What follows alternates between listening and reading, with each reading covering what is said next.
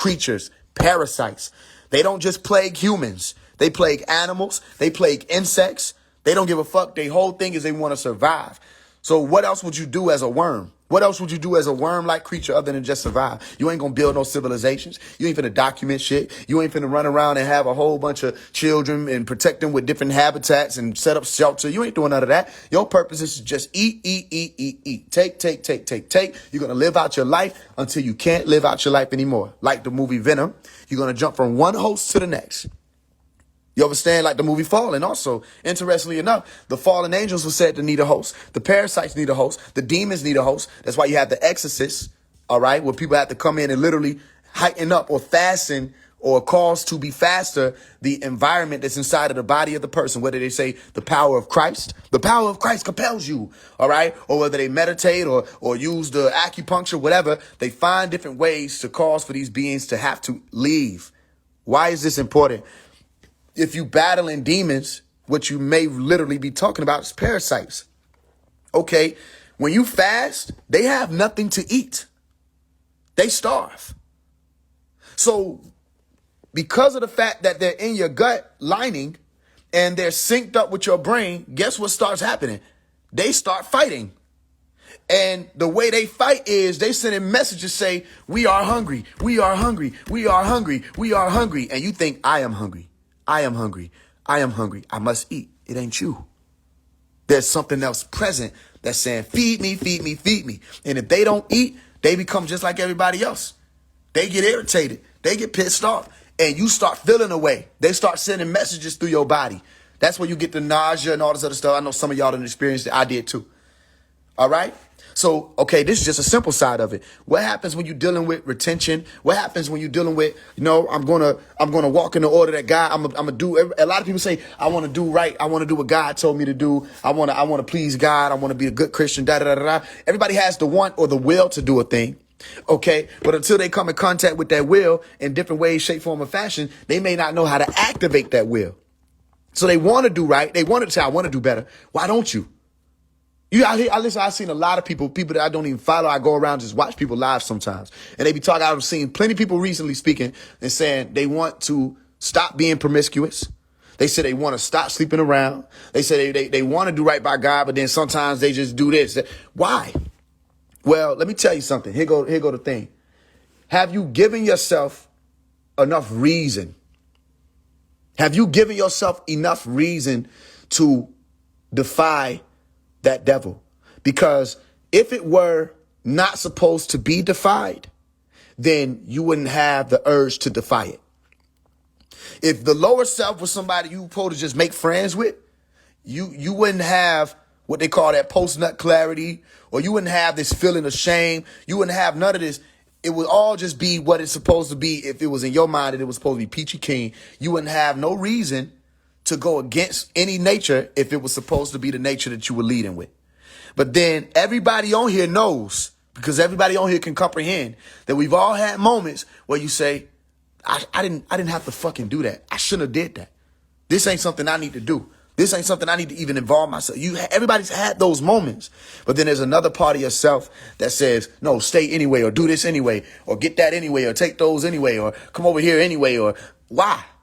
Because one, you start getting into the science of the primitive nature, which I told you the primitive nature is very selfish. And if it's a selfish primitive nature, the primitive nature only wants to survive.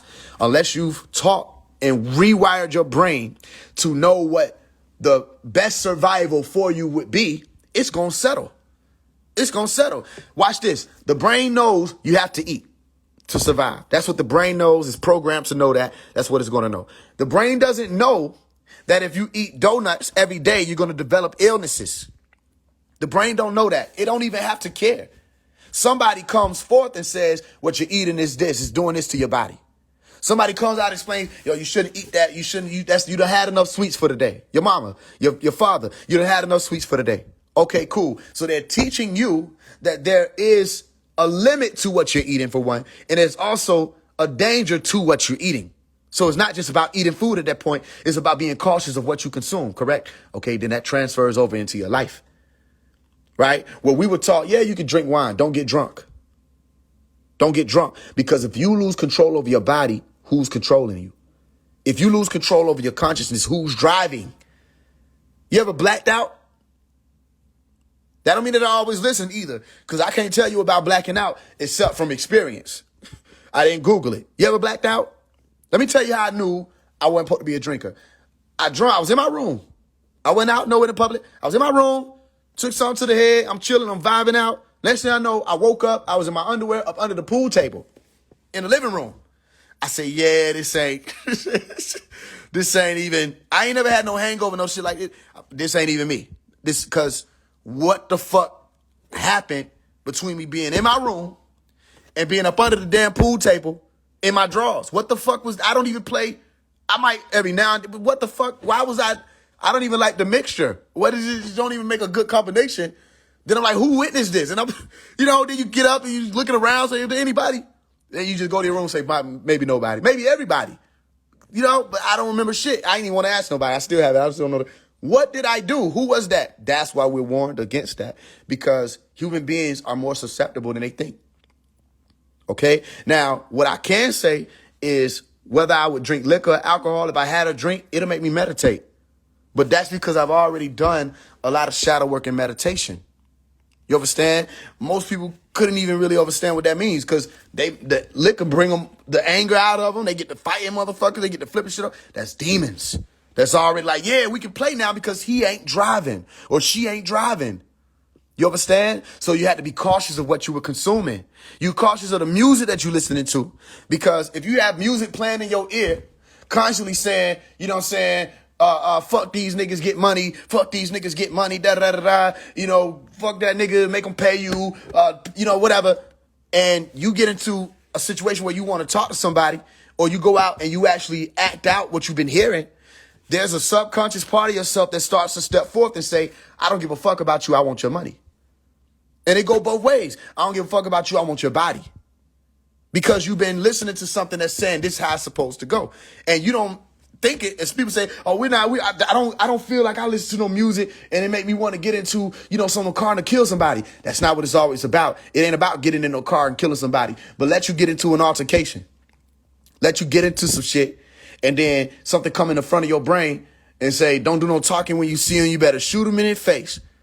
You don't even know that that's what came in your brain, but you already hyped up from shit that you done already consumed.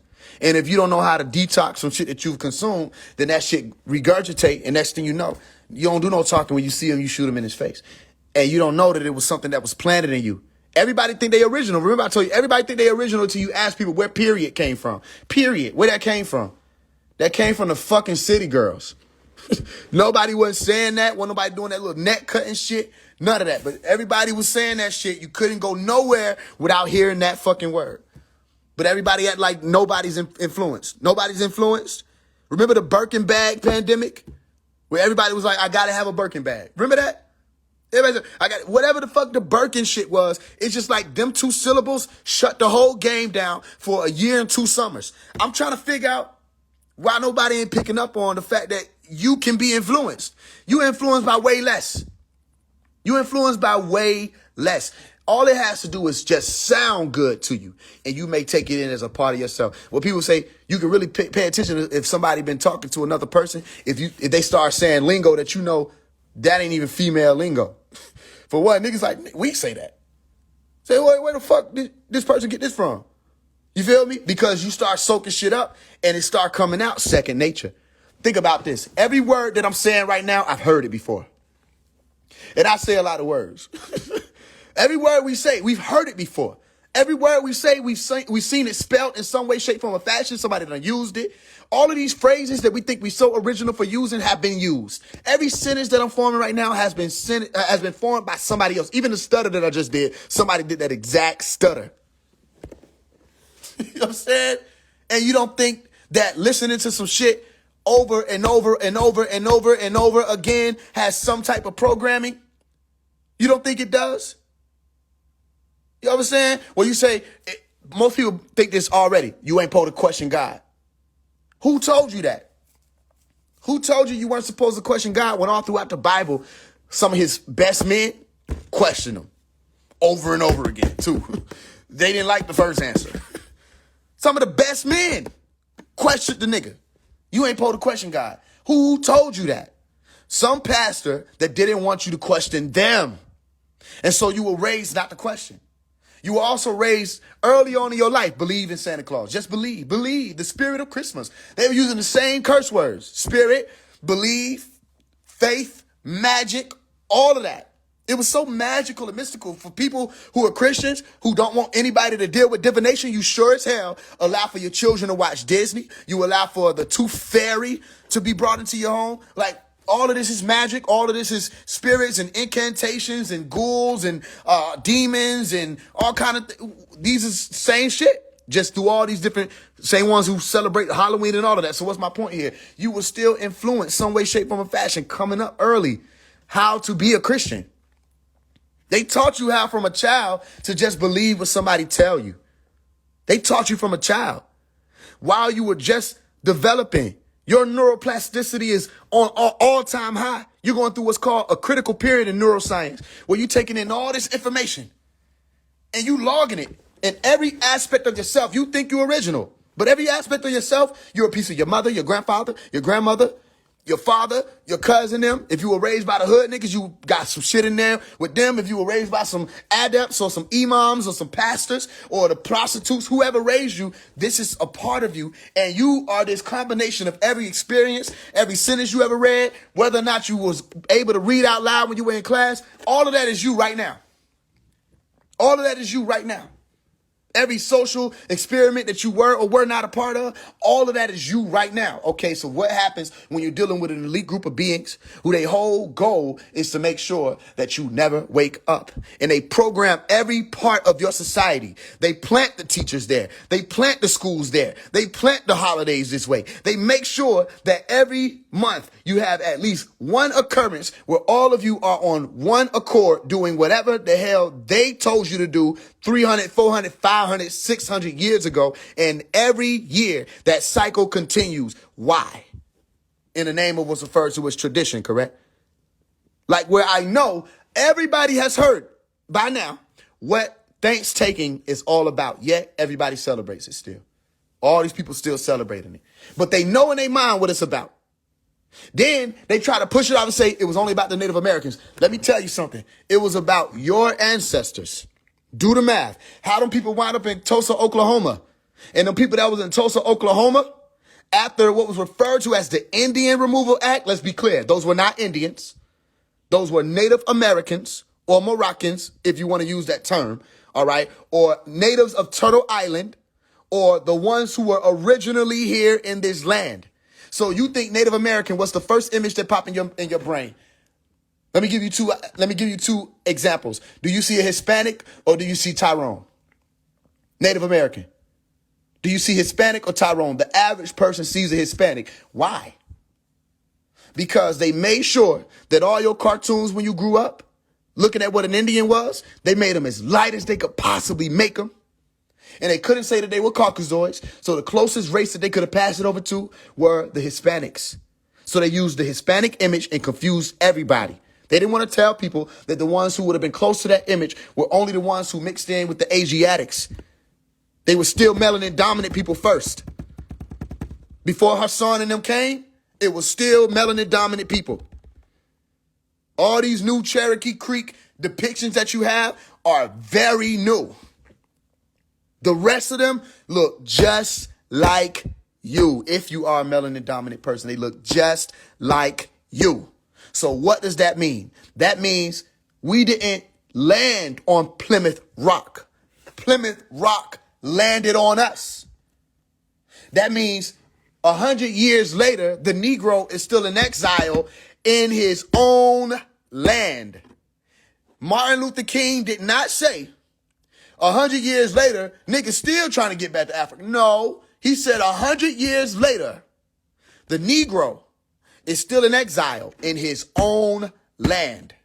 They will not tell you that you are celebrating not the slaughter of Native Americans. You are celebrating the rape, the pillaging, the slaughter, the eugenics, the genocide of your ancestors. Your very ancestors. I'm putting an imaginary finger to your brain right now, and I'm poking your head. Listen to what I'm about to tell you. I'm going to say it again. This wasn't about no natives, no Hispanic. Listen, it wouldn't matter, because even if it was, that's still a horrendous event. It's horrific. Look at it like this. You are literally celebrating a day where when those people learned from the originals, the indigo people, the natives, how to farm, agriculture, all this stuff they didn't know anything about, yet they put in the Pocahontas movie that we were the savages. They didn't know anything about where their mouth was. They didn't know that there was a way to pick up this utensil called a fork, stab this plant or stab this piece of meat, and find your mouth and place it there and chew. They found whatever they found roaming the lands, they attacked it, they sank their teeth into it, and they feasted that way on raw meat. Which is why still to this day, you got people who traditionally eat raw steaks. Are you with me? So there was a whole movement by the ones who set up them empires, which they had their flaw in that. We got to be honest. They should have never did business with some of these establishments, especially being that they were exiled to their own kingdom. Exiled to their own kingdoms. But because they wanted to do business and commerce with these different establishments and groups of people, what wound up happening is who was flying around or riding around in them ships, them boats, going around jumping on all these melanin recessive people's crafts or boats and taking them out. And taking what was ever on their boat. Say you ain't supposed to be nowhere in them waters. Notice the Pirates of the Caribbeans or the Caribbeans. Notice the nigga got locks. But they don't make them melanin dominant. They don't want to tell you them pirates look just like you. But all the depictions that they show you of the pirates, melanin recessive people. Is it clear to you what I'm saying yet? So if you needed to fly that banner was to protect you from the pirates. Because they was killing everybody in them waters. They wouldn't let nobody through. They had advanced technology, all kind of cannons and everything, which they still wound up taking and using as their own. The ones who were coming from Europe, Great Britain, all the places over there. You feel what I'm saying? So what wound up happening, they say, yeah, you come on here, fly this banner. All right, do this work here. We're going to show you how to, we're going to trade these crops over here. You get this rice over here. You get this over here. Boom. We're going to let you learn how to till the land from whence you came. Here go how you grow food. You don't have to do that. No. You don't got to die. Why are you dying? You don't got to do that. Here go your remedies. Here go the medicine. Here go this, that, shit they didn't know nothing about. Guess what they do? They plot. They plot to invade. They said these people are too powerful. Eventually, they're going to come to our old worlds and conquer our people. We got to kill them before they can. Right? So they started to call in more people as if those other people were going to help. That's why they started to call themselves settlers, because they were supposed to settle in the East. Right? But they didn't settle. All them people that they called over, they geared them up. They had them guns and they marched in to the lands in something called westward expansion under a code called Manifest Destiny that said God allowed them to do that. And they killed all your ancestors, 400 plus million. Over time, by the way, this is over a long period of time, extended hundreds of years. And they were killing and raping and pillaging. And they created a day after it, said Thanksgiving, which was a mockery. The feast that you heard about, while they were eating, they had captured hundreds of natives and they placed them in cages and they starved them. But they were taking and eating their food while they were sitting in them cages starving. The same food that they helped them learn how to grow. Are you with me? You hear about all this slavery? Slavery is prisoners of war. They ain't gonna tell you the truth. The truth is, them people who were supposed to be slaves, they were not from Africa. The most of those people, they were already the fuck here. They became prisoners. So you want to know or explain to me why our great grandmama them they had pictures when they had the two long ponytails that went down their back,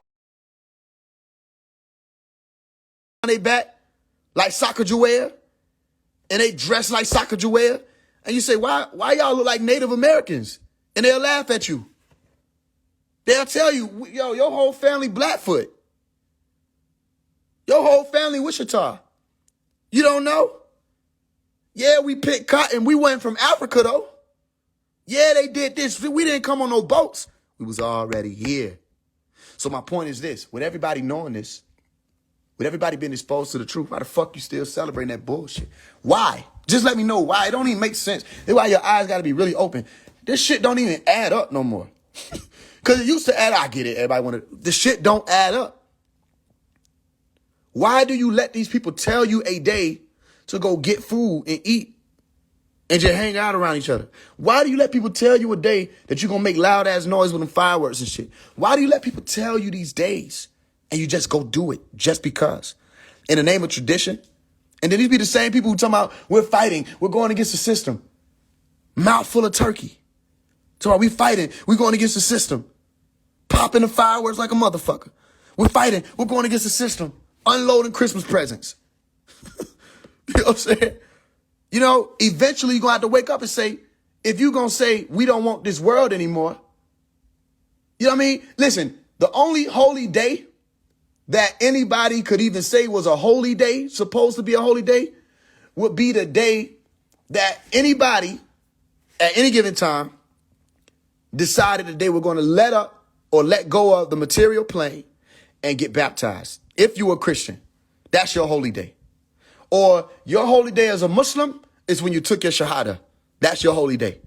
You can mark that day on the calendar and come around and celebrate that day. Celebrate the day where you decided to be saved or to save yourself or to start that process of salvation. That's your holy day. How is the holiday or the holy day of a Christian Halloween, All Hallows Eve? How? How? The day that they celebrate all of the demons, the monsters, and the ghouls. You cannot keep doing this in the name of tradition, expecting the rest of your realm to make sense when you claiming that you want things to change, but you won't change something as simple as stop worshiping these people holidays. Anybody research 5 seconds of the American history and you'll understand this ain't shit to glorify. All them holidays is dark. Everything, every single day they giving you to celebrate, there's a dark history behind it, and people still doing it. It should be eerie to you now. It should be eerie. I know you felt it. I know you felt that when I put that message. I said, I know somebody feel what I'm saying. It's eerie. It's eerie at this point. People ain't even the same. The weather ain't even the same type of cold. This ain't even the same type of cold. It's a cold that's like dry. It's a cold that's like artificial. It ain't even the same type of cold. These ain't the same type of family. Everybody was there. Listen, we didn't celebrate. So if you experience this, you experience this. Your people was there, but they weren't there. Your people were there, but it's like, but nobody really there. It's time up. The dark world is over. So with everything I'm saying, don't think you can't be influenced because people are still influenced to do that. People say, I ain't going to celebrate. You got spiritual niggas saying they ain't going to celebrate. Next thing you know, they celebrating.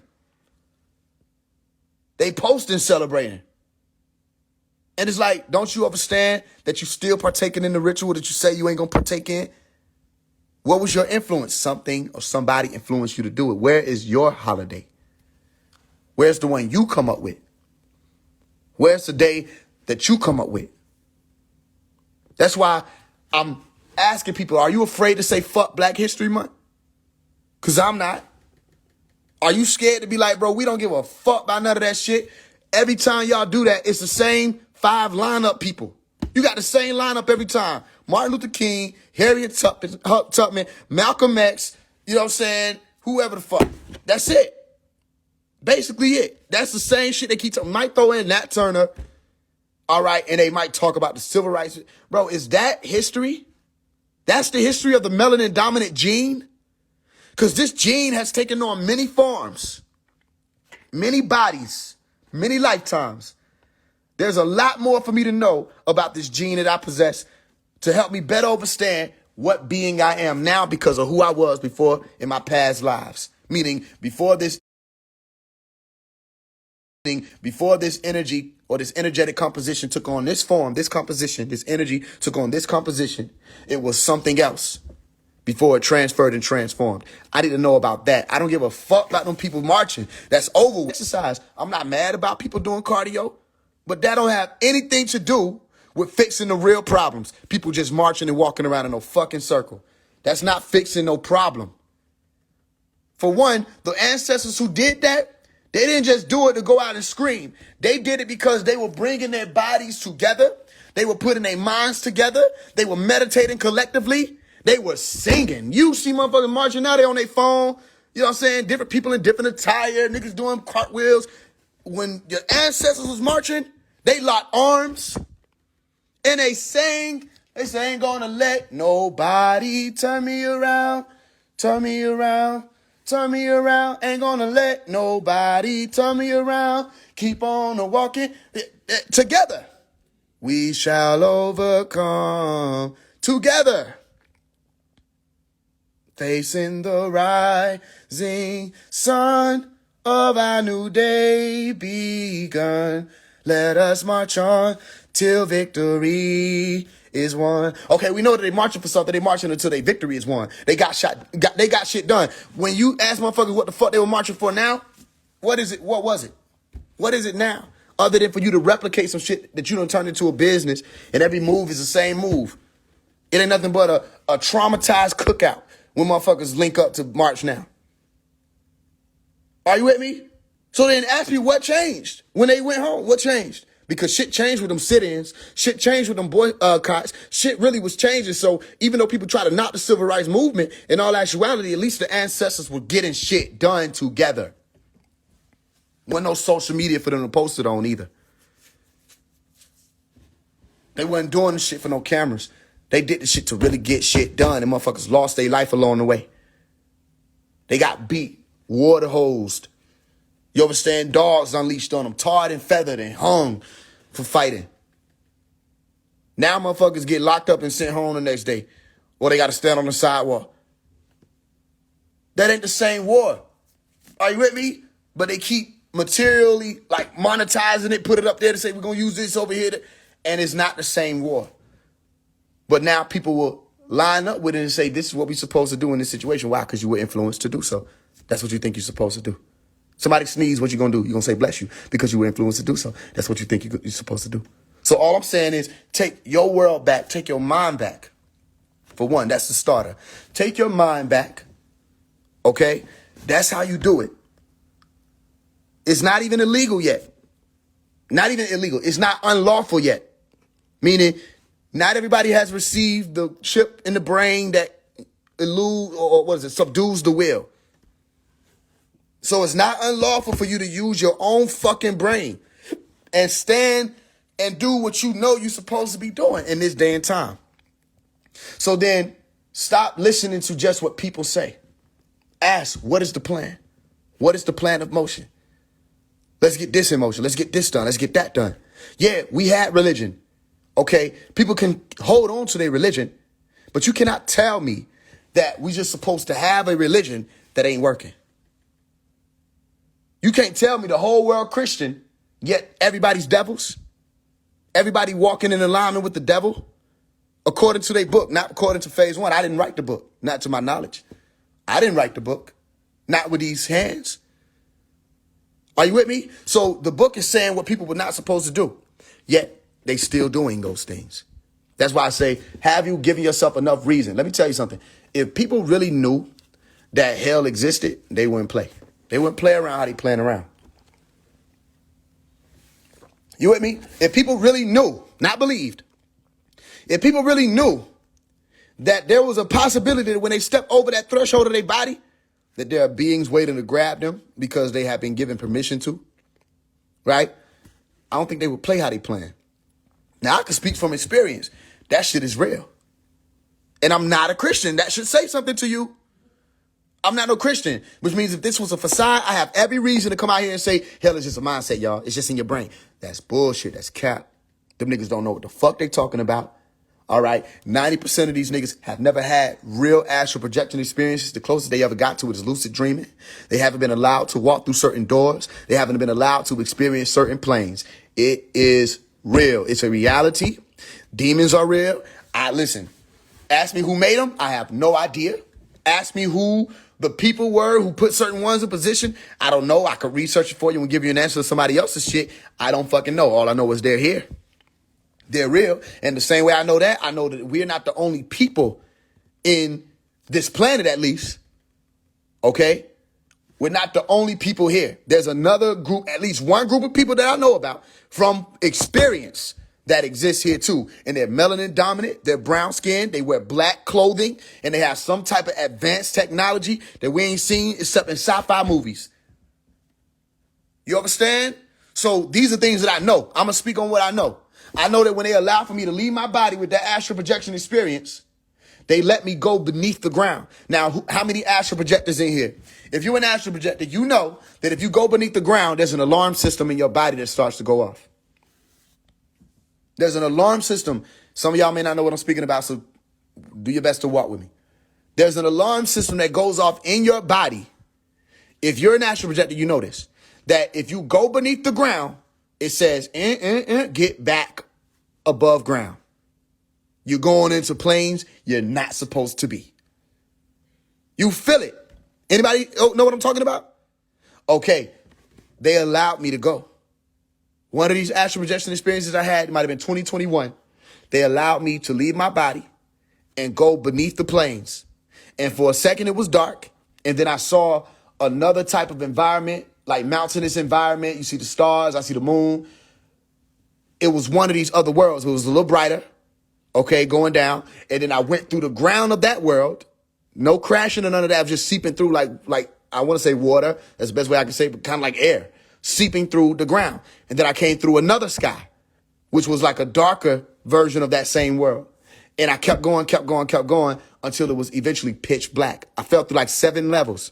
And I'm saying that on purpose because I researched Jainism a while back. And Jainism and Hinduism, they speak of certain levels beneath you called the Naraka. And those levels are referred to as lokas or worlds. And people say hell is some shit that Christians made up.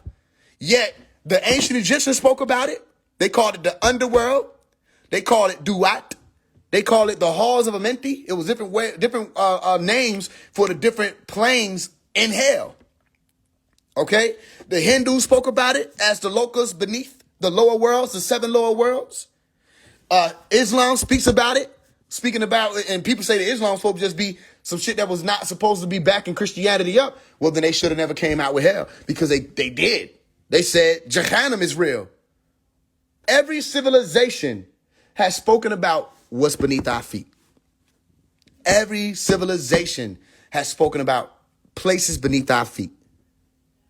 So there must be a reason for an astral projector to experience a siren or an alarm that goes off in your senses when you go beneath the plane. There must be a reason for that. Are you with me? And that reason is those worlds are real. And when you walk through certain doors, not only is it hard to get back, some people don't make it back.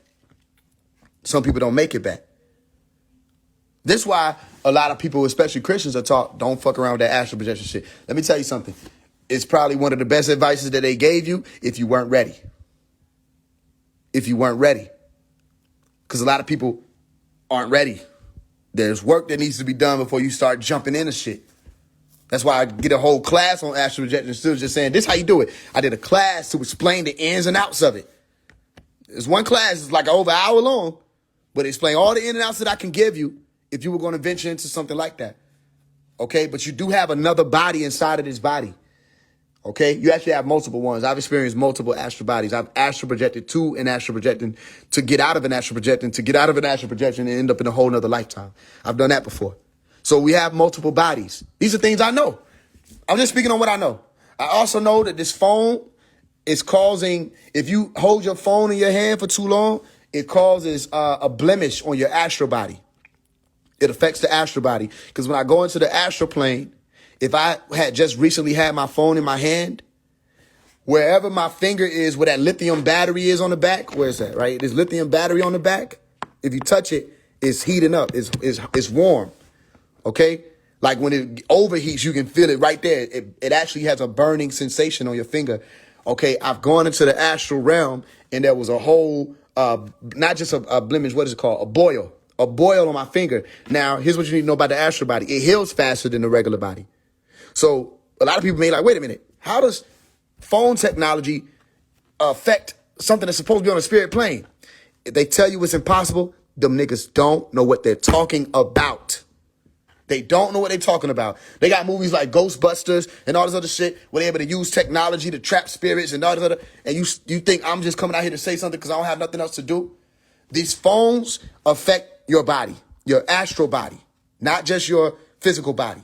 Now watch this. If you're a Christian, you believe in astral projection.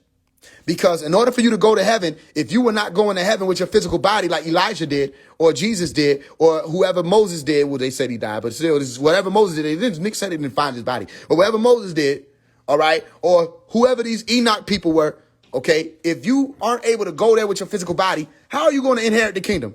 How are you going to be in God's kingdom? With what body? How are you going to receive a crown? What crown? To put on what body? Crowns go on bodies and shit. And guess what? If you go to hell, if people are supposed to be threatened with torment and torture and all this, guess what happens? In order for you to be tortured, you got to have a nervous system. And your nervous system has to be able to receive signals and information to send to your brain, which means not only do you have a body, you have a nervous system, a peripheral nervous system, a central nervous system. You have sensory input compartments. You have motor control. You have all this other stuff that allows for you to say, I am a living being. Okay. If not, then don't tell people that they're going to be tormented forever and ever and ever or perpetually. You want to know what else? You cannot say truthfully that there's a difference between eternal life and eternal damnation. You can try to explain it to the simple-minded, but there's really no difference because in order for you to be damned eternally, you still got to be living to be damned. You have to be living to be tortured forever. So that means eternal life ain't just in heaven. Eternal life is every motherfucking where that somebody is consciously able to observe life. So when you saying people are going to be going to hell, what body are they going to be tormented with? You got to say the astral body. So let me ask you a question. If the astral body is what's going to be tormented, then how are you going to say astral projection doesn't exist? If there's already a body that will be projected in the moment of your death, you're not going to die and your body seeps into the ground. This ain't God of war. You understand? So that you know that people are going to leave their body with another body. When Paul and them were talking about, I met a man named Christ and in the spirit or not in the spirit, I don't know. What the fuck are you talking about? How? How you going to meet a man that's a spirit? What is a spirit? Spirit? That doesn't make any sense. You can't say what a spirit is. Watch this. I want you to think in your mind what a spirit is. Go. Spirit. If you see the KKK, I don't know what to tell you. If you see that ghost, which is the KKK, I don't know what to tell you. If you see some white boo Casper shit, too much TV. They did it to you. I didn't do that to you. But that goes against what you're saying. What is a spirit? Not is what is breath. What is a spirit? A. Listen to the article. It's a definite article right there. A. What is a spirit? Can anybody tell me? What is it? What is it? A light body. Okay, if it's a light body, light has to be what? Physical. Light is what allows for you to see a thing. It's reflected. There's photons and electromagnetism present that forms these particle beams or these waves. Okay, cool. So then light is a physical thing in the physical 3D reality. Let's try again. Let's see if we can really say what spirit is. What is a spirit? A spirit, what does it look like? If it looks like anything, that is not what you're trying to tell people it is.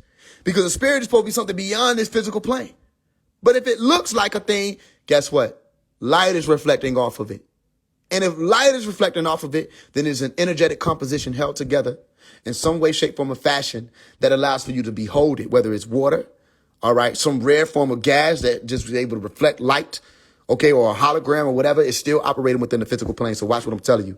A spirit would have to be a person. It would have to be a person. And what you call glory has to be referring to light.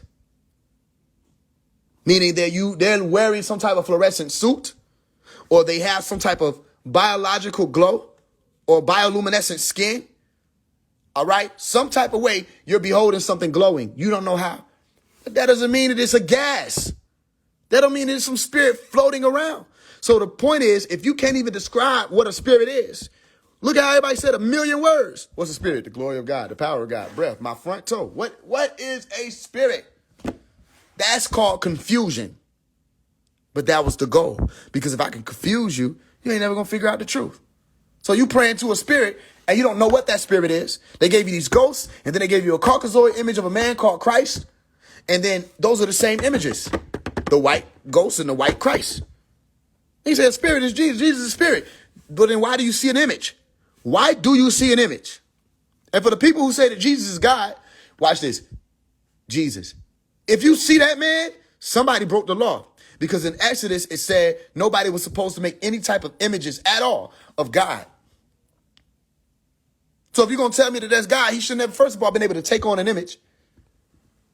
I guess you just disregard the whole point of the fact that they said, let us make man in our image, which means that there was an image made of God, which is you.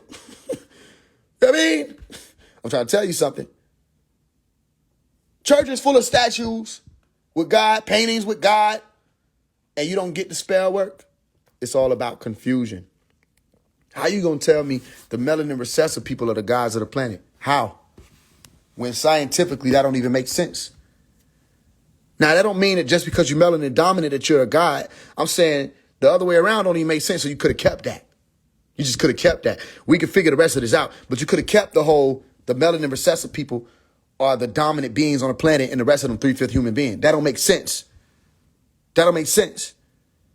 Are you with me? Which means that how is it possible that melanin recessive people together cannot form the melanin dominant gene?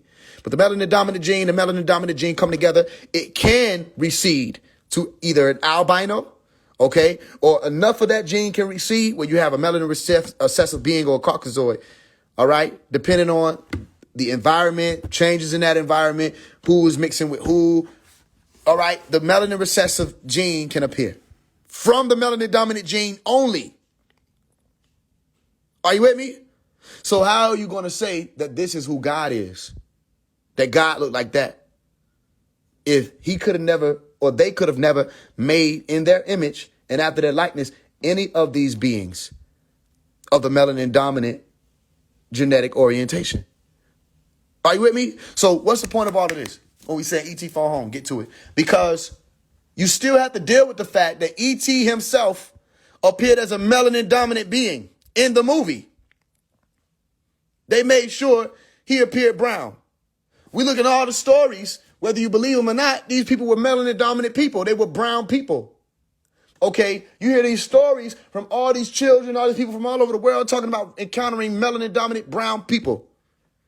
All right, maybe you can understand why there's such a concentrated effort to influence, persuade, encourage, coerce melanin dominant people to be the most animalistic people on the planet, especially in the West.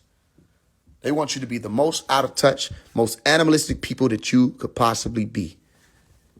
Them, they love their people. They love their women. They love their music. Their music got love in it. They country music is conscious music. You ever listen to a country song?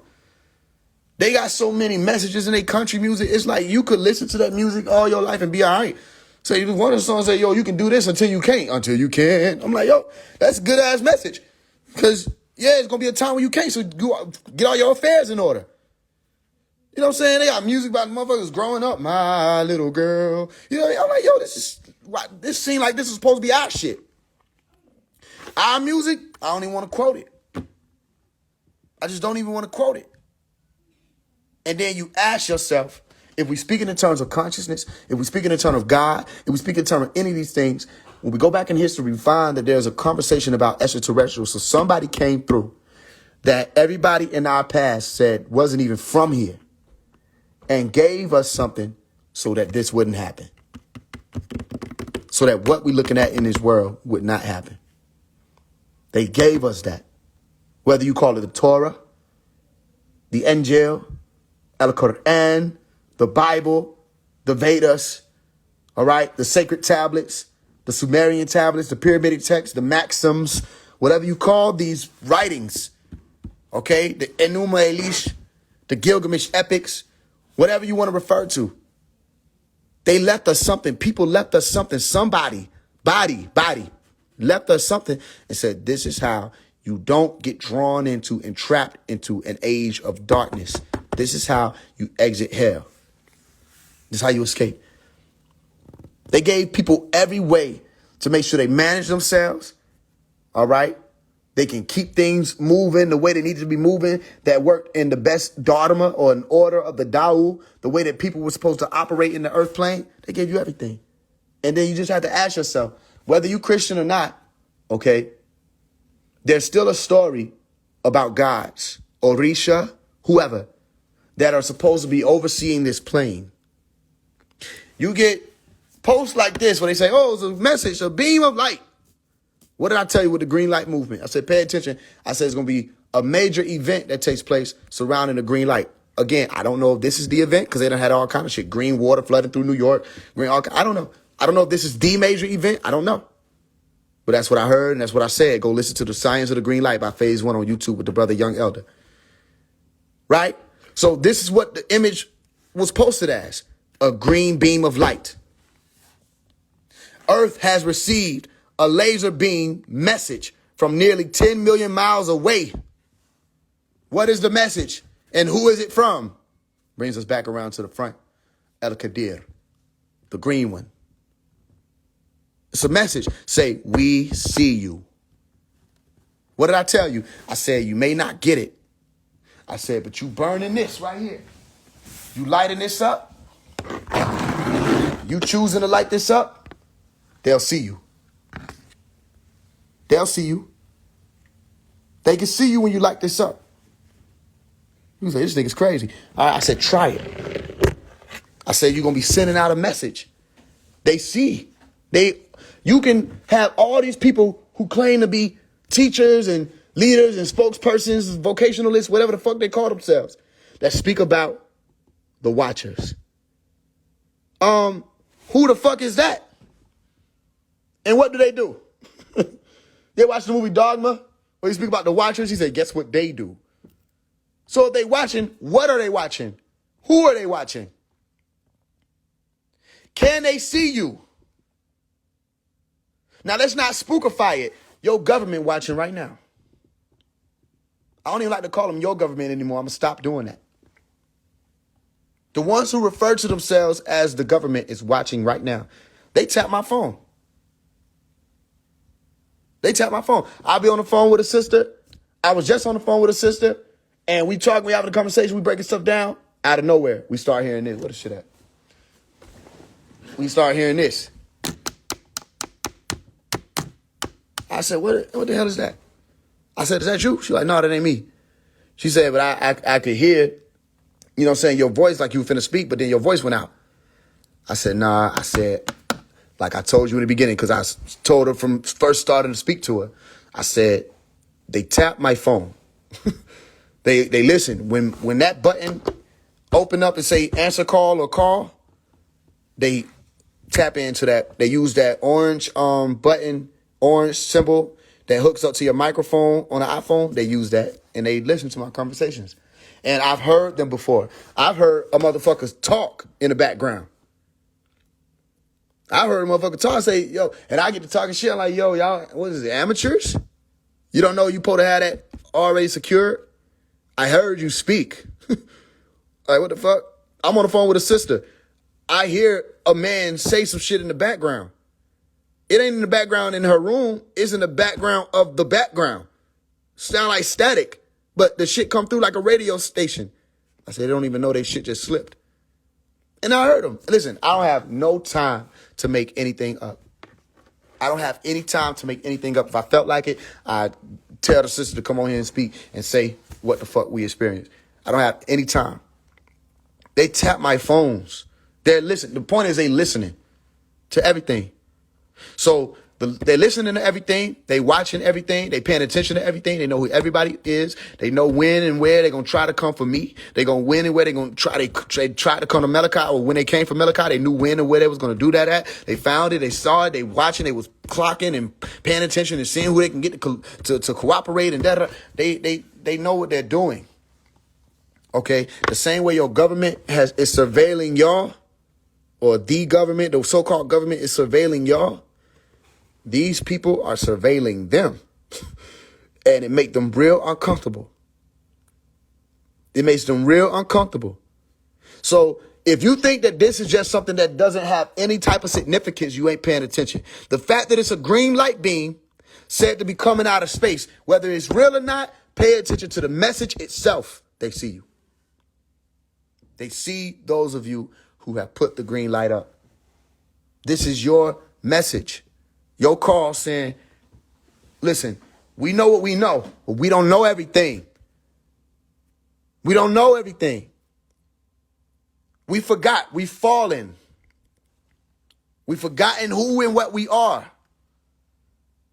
But we want help to get this back right. Not only ourselves, but our world. Or don't dare call yourself a God. Don't dare call yourself a God if you would allow that drill music shit. If you were going to stand by and let that happen, don't call yourself no God. If you would let an NLE chopper get in and infiltrate your whole movement, for those of you who claimed you was with consciousness, and let him go back to drill without saying that will not be allowed. You can't even play like that. We will not allow that, because what this is about is too important. And we only get one chance to do this as who we are. You wouldn't let nobody play. You wouldn't let none of these people just kick it like consciousness is about some money shit or about some clout shit. You wouldn't let people kick it if you were really the gods of your planet.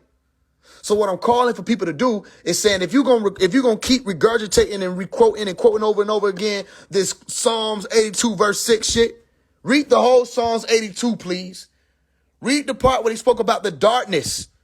Read the whole thing. And remember that after it was said that all of you are gods, it was saying all of you are children of people who are the most high, higher than you. Higher than you. Which was Ilian, or a place above, which would have been outward. So if they send a message, it's because you sent a message. So what you do? Encourage the next person to get the green light in their house. Fuck what these people talking about. Everything I've told you has come to pass. Every time I say pay attention to some shit and say watch, look in that direction, what did I tell you? It keeps happening. It'll come. I'm going to pull up this Childish movie and I'm going to show you. Because the Childish movie came June 27th. I'm going to show you where I'm talking, or what I'm talking about. The green comet came by. They had to announce it. Now this green message popping up in this image. They got to announce it. Green flu is all through New York. They got to announce it. They can't run from it. Meg Thee Stallion comes out with a music video surrounded by green light. They can't get away from what I said. You cannot get away from what I said, that the color is green. And I kept laying hints. I said, when I say the color is green, the color is green. Why is this important? It's important because when it comes to E.T. Phone Home, where I told you, this is Imam Isa. This is Imam Isa. They won't tell you that. I'll tell you. This is Imam Isa. This is the one who they didn't want anybody to know about. He the only one who came through with that same image, and had the extraterrestrial craft behind him. He the only one. Imam Isa. Imam Isa. Now watch. What do you see? They go Imam Isa in the bottom left. Dr. Reverend Malachi. All of this is the same person. Different ward orders that he walked through. What is he surrounded by? Green light, correct? Are you with me? Watch this image right here. Other than that point right here to the left, we ain't got there yet. What you see right there? Surrounded by what? Green light. Why did he do that? What was the point? He's just coloring. It was like, ooh, let me put it. Now watch this. This is from 2019. This is from 2019, right? Where I got a song called Truth Is. This was the same day that I shot the Truth Is music video. Okay? What does it say? And I saw a new heaven and a new earth. For the first heaven and earth were passed away, and there was no more sea, as in there was no more lower world. What am I sitting on? That lower world. And I heard a great voice out of heaven saying, the tabernacle of God is with men, and he will dwell with them, and they shall be his people, and God himself shall be with them and be their God. What am I surrounded by? Could you make it up? No, it's already documented. I'm surrounded by green light. Are you with me? So there are certain messages that I've been putting out before I even put out certain messages. There are certain things that I've been doing to prepare people for certain things before we got there. All right? If you want to know the truth, seek the truth. You have the right to ignore. You have the right to be like, this is some bullshit. The fuck? All this pseudoscience. You have the right to do all of that. If you want to know the truth, though, you want to be a scholar, you want to be a scientist for change, ask, seek, knock. Take the necessary steps to get your answer. How many people went and looked up by a show of emoji? And don't lie, just be for real. How many people by a show of emoji after I put you on to saying go and look up, directly up, vertically in the sky and tell me what you see? How many people by a show of an emoji were able to see something, whether it be what appeared to be a shooting star, an array of lights dashing around each other, whatever you saw? How many people were able to experience certain things? How many people have had the simplest of extraterrestrial experience or UFO encounters in some way, shape, form, or fashion since I started to speak to you about them? Right? And I'm not just saying it for nobody to disagree. I'm telling y'all who watch and pay attention to the comment section right now. A lot of these people I know, a lot of people I have spoken to, a lot of these people I've encountered with, been around them personally. A lot of people have just been walking with me. Some people may not have ever seen me, but they have come to me in one way, shape, form, or fashion. These people, these names I'm seeing, they have come in and told me. Some of them have come and told me, I saw this, or I saw that, or I had this experience. Can you tell me about that? Okay, for those people who had those experiences, you're no longer of the believers. There was a spark that went off when you had that experience. You was like, I want to know more. Some people say, show me again. Listen, I've been seeing them all my life. And if I go outside and I don't see them in one of the shadows, I'll get nervous. I say, come on now. You know what I'm saying? Like, y'all always show me. You with me? And there'll be times where I want to show somebody. Sometimes they'll be moving so fast and so far out. They can't even see what I'm saying. They think I'm talking about stars. No, I said, you got to look beyond the stars. It's real small and they dashing and they'll change direction at times just to show you that they there. Are you with me? Exactly. Operating from a place of knowing, that's where I want people to be. Now, does that mean you know who's driving it? No. Does that mean you know where they came from? No. But you're one step closer. One of you could be contacted. All right? Don't factor out this possibility. One of you could be allowed to film. And like the Quran said, they said we could open.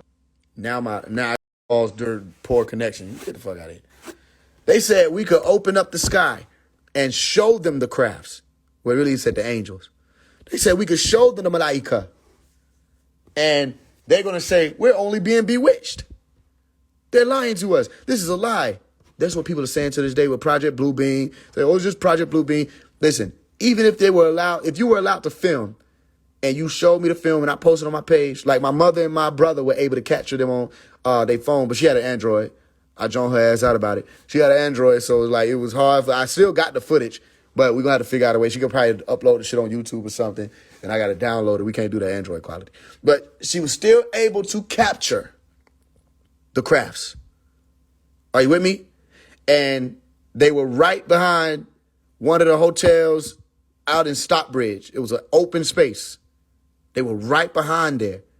And they were all out. And they would move across and then disappear. Then another one came in out of nowhere, moved across and disappeared. Another one came in out of nowhere, moved across and disappeared.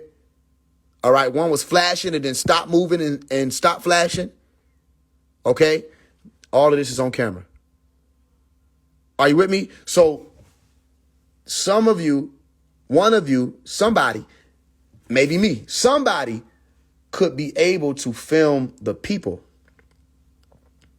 This is the day and time you're living in because your ancestors had to write about it. Your ancestors had to draw pictures of them. They didn't have the phones and stuff that you had. Your ancestors said, swing low, sweet chariot, coming forth to carry me home. What chariot swings low? What chariot are you talking about? They were seeing the crafts. Are you with me? But they couldn't capture them. Somebody may be possible for you. So all I'm saying is, not that you got to believe in no ETs or none of that. I'm saying if we saying ET phone home, if for nothing else, for your own soul, listen, because he said we'll be right here. We talking directly to you in your telepathic self or your telepathic part of your brain. We're speaking directly to it. Said pick up on this message, receive it. Phone home. Remember the point where it said ET is working. ET is working. Right? Well, we need to get to the point where it's working. So all of you who are turning on that green light, trust me. All right? Or don't trust me, fine. But trust me, it's being seen. They see it. They say, wait a minute, this is really green lights turning on.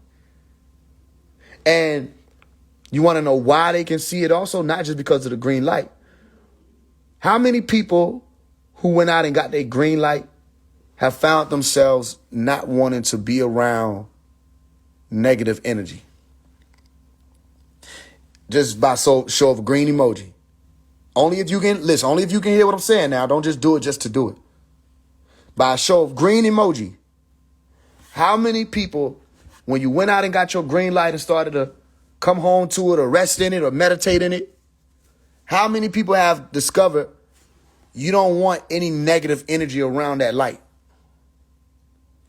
And for the people who've taken that energy to be themselves, how many people have discovered you just don't even have space for or less toleration for anybody that ain't on the green?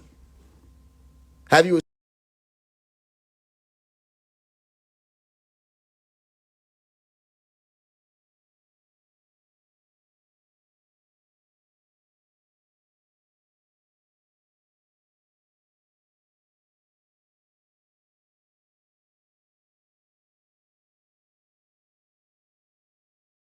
agreed with them, which meant that in that moment, you were agreeable.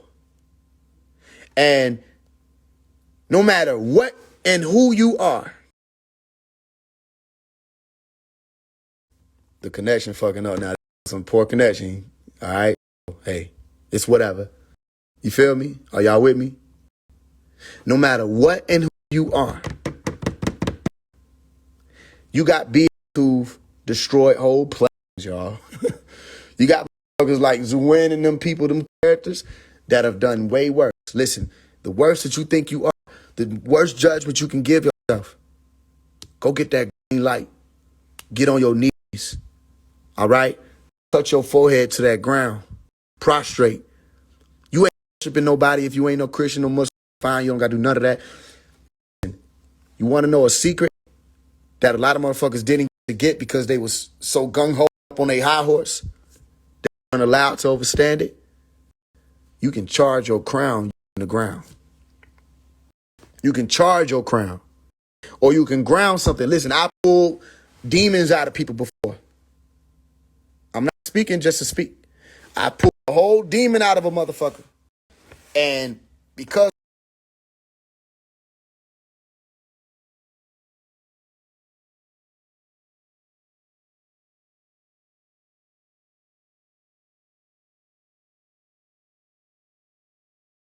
and when I pulled a demon out of somebody before, I remember I saw him. I had to go through different points and use a yellow pinpoint like a needle. All right, to make an incision. Pulled out that demon. The demon went to my head. Literally started to wrap around my crown. Oh, shit. But I wasn't nervous about it because I do this. So I moved over away and I put my head down on the ground. As soon as I did, there was a cooling sensation. It got grounded. You know, lightning, they say it got to find a ground, right? If you do magic or if you're a healer, it don't even got to be magic. if you were to take negative energy out of somebody, let's say if you were able to do that, what the healers or the shamans, which is my middle name, I'm a shaman. My middle name is, my name is Omari Shaman, Shaman Hargrove. Okay? So as a shaman, what we can do, and I've done this before many times, we can grab somebody, we touch either your heart, where your heart literally is, or we touch your neck. Okay? Because a lot of it, you can really heal somebody. If you ever feel bad, okay, and you want somebody to help you, have them rub their hands together. They don't even got to be a shaman to do this.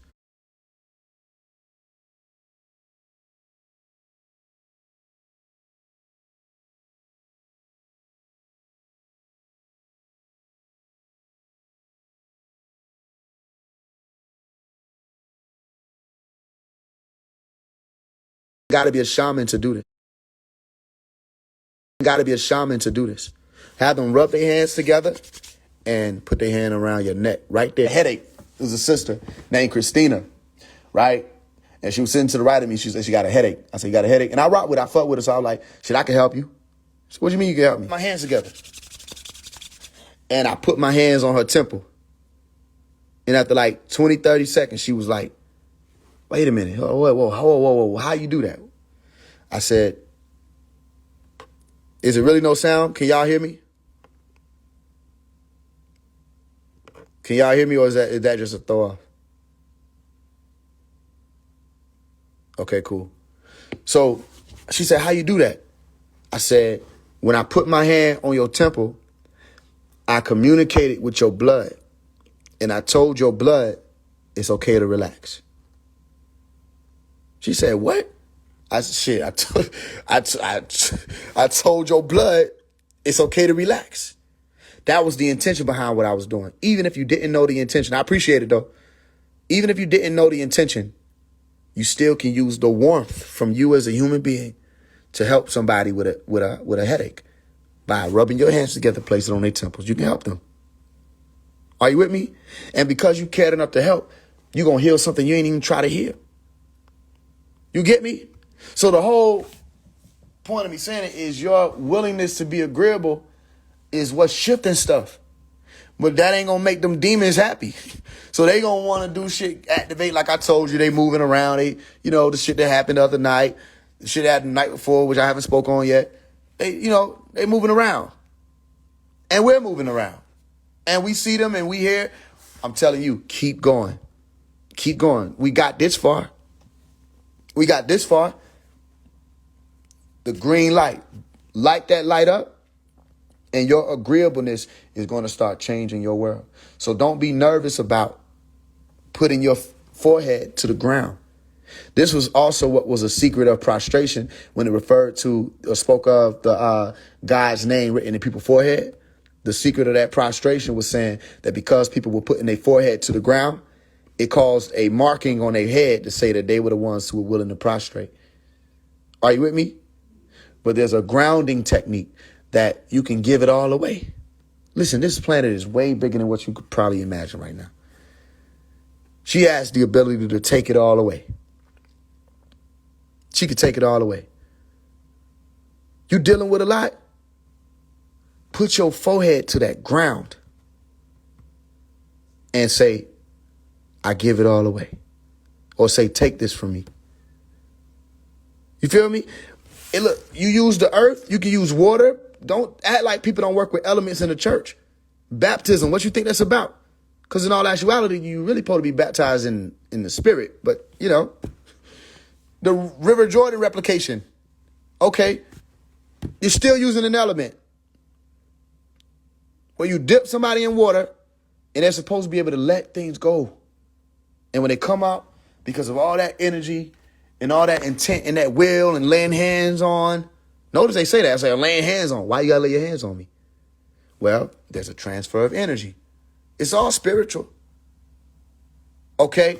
Don't be shy about, first of all, if you're God, answer me this question. How did all of this get created? Where did all of this come from? Did it come from anywhere? Are you able to explain what infinity is? You only use the word just because it's easy to say it and get off. You're not that God. You're a part of that God. But you're not that God.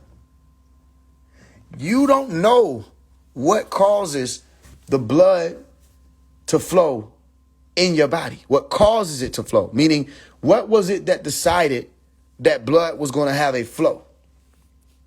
You don't know that. You don't know why the sun appears and disappears. Who set it in motion, or who set your or who set your planet Earth in motion? Who told the planet to rotate? Who told the sun to burn? Who allowed lungs to exist for you? Who said ants are allowed? Who? Are you with me? Because you don't know those answers, all I'm saying is go remember the movie Roots, where they held the baby up to the sky and said, behold, the only thing greater than yourself. I'm not telling you to bow before men. Fuck that. If you know who you're talking to or listening to. I'm not telling you to bow before human beings. I'm telling you, I've done this and I'll do it again. Don't be shy about allowing yourself to, for one, ground, and for two, accept that you are here as a guest in the world that you don't even know how this shit got here. You don't even know how it got here. You don't have to call it God. You don't have to call it Allah. You don't have to call it the divine. You don't have to call it anything. The moment that you call it something, you're limiting it anyway, because you're telling me that these are the only sigils or logos or points that have a resonance that says this is what this force or motion or whatever the fuck it would be is. Why we can't just accept we don't know and say that everything in between is the journey that we're here on? That's green light. You want to know why that's green light? Because Moses didn't know how to do that until they said, you got to go meet El Qadir, because you think you know everything there is to know about God. Moses said, I know the most about God. I'm the motherfucker. God was like, thou art not the motherfucker. Go meet this motherfucker named Al Qadir or Qadir and watch what you learn. Then he was able to see what I thought I knew was only about the material plane. This is nothing. But they won't let you through unless you're willing. All right? You have to be willing to give up the self that you come to know. And the self that you come to know, for a lot of people, you don't want to see us when we here. I don't know what that is. I have no idea. You don't want to see us while we here. When we leave, you may get it. Or maybe you don't get it. But you don't want to see us while we're here. While we're here, we saying the same thing over and over again, lifetime after lifetime. Come back home. E.T., phone home. E.T. was all about a person that had family not from Earth. They had to find a way to communicate with that family so they could ascend. That's what the movie is all about. Don't that sound like every story ever? With Katrina, all these other people, it sounds like the same story over and over again. So we reminding you and saying, look. You don't have to settle. Look. I don't care who or what you are. You do not have to settle. You don't have to stay behind. All you have to do is be agreeable. That's why I say you might think of yourself, you done this, you done that. You say, I can't believe I did this. That was an action. Okay. Rectify it. Wreck and defy that version of you. Say that wasn't me. That wasn't the me that I see myself being. That wasn't the me that I see myself a part of. That wasn't the me or the being that I see myself being able to be able to do the things that I'll be able to do when I do those things. Disown it and say it is past. You have to be able to come to grips with it first, obviously, because to deny and say that it never existed is to leave room for it to appear again. All right? You acknowledge it, say, this is what I've done. You don't have to say it but to anybody but yourself. Or you can write it down. All the things that you've done. All right? Or you can record it. All the things you've done, put it in a voice recorder, destroy it. Write it down, burn it. Or you can speak it to somebody, tell it to somebody, whatever. Let it out. Okay, cool. Those actions were those actions of that time. Can anybody say, oh son, don't come up today?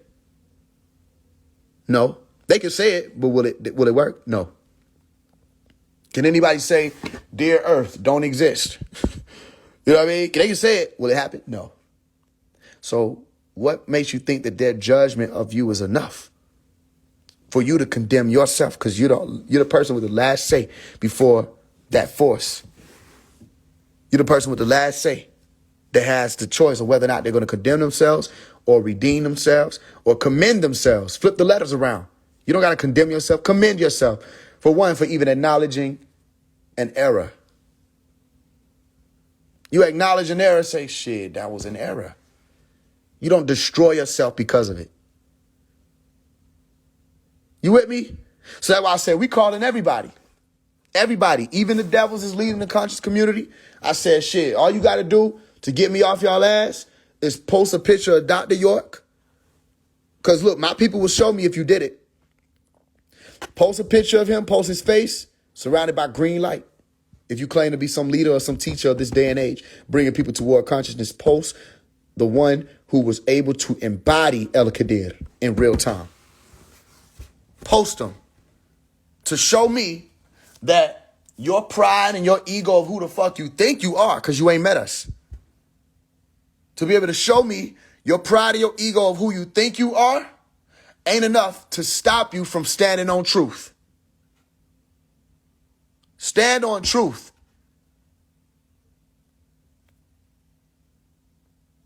You got to be able to do that in this day and time. Because right now, if I ask, what is that message? What is this? What is it? Can they explain? No. You got niggas gonna be like, it's Project Bluebeam. You got niggas gonna be like, it's a reflection from a fucking satellite. You got niggas gonna be like, it's a goddamn, you know what I'm saying, fake comet or hologram that they released from Antarctica. Niggas gonna have every explanation for you. I promise you, it's gonna be a nigga pointing up to the damn screen saying some bullshit that has nothing to do with what it is. They don't know. They don't even know why it's green or why the image is green. However, when things like this happen, Malachi used to be able to tell people what was going on. And he would have been telling people that it was going to happen. Because that's what he did. He said, hey, mark this day on your calendar. Everybody mark that day. That day, there was a loud boom that went off in the sky. Huge sonic boom. Everybody heard it and felt it all over. 1996. So they asked Pops, what was that? What was it? He said, I'll tell you what it was. I'll tell you. I'm going to tell you what it was. I told you to look out for it. And then he explained in a class that there was a ship in this solar system called Nibiru that let off a signal a while back. That was a sonic boom reaching your planet. A message. It was a message from Nibiru. Okay, what does it say? Earth has received a laser beam message from nearly 10 million miles away. You want to know why people want to try to kick it? Because they don't know that they already have a system called SETI. Interestingly enough, because SETI takes you back to Satuk or Set or Satan. All right? SETI, which stands for Search for Extraterrestrial Intelligence. Search for ET intelligence. And SETI is a satellite that sends out messages. And they also was able to detect messages. And they've been getting messages. They just ain't told y'all. They done got messages that look like drawings. The drawings that they got showed a man, a stick figure looking person, some planets above them, and they were all in like dots. It was an image. They done got all kind of messages, y'all. And they ain't finna come out and tell you anything. They say, there's a possibility for life on other planets. They're playing games. They know. They know we're not here by ourselves. In our Father's home, in my Father's home, what do you say? In my Father's home, there are many mansions, multiple mansions.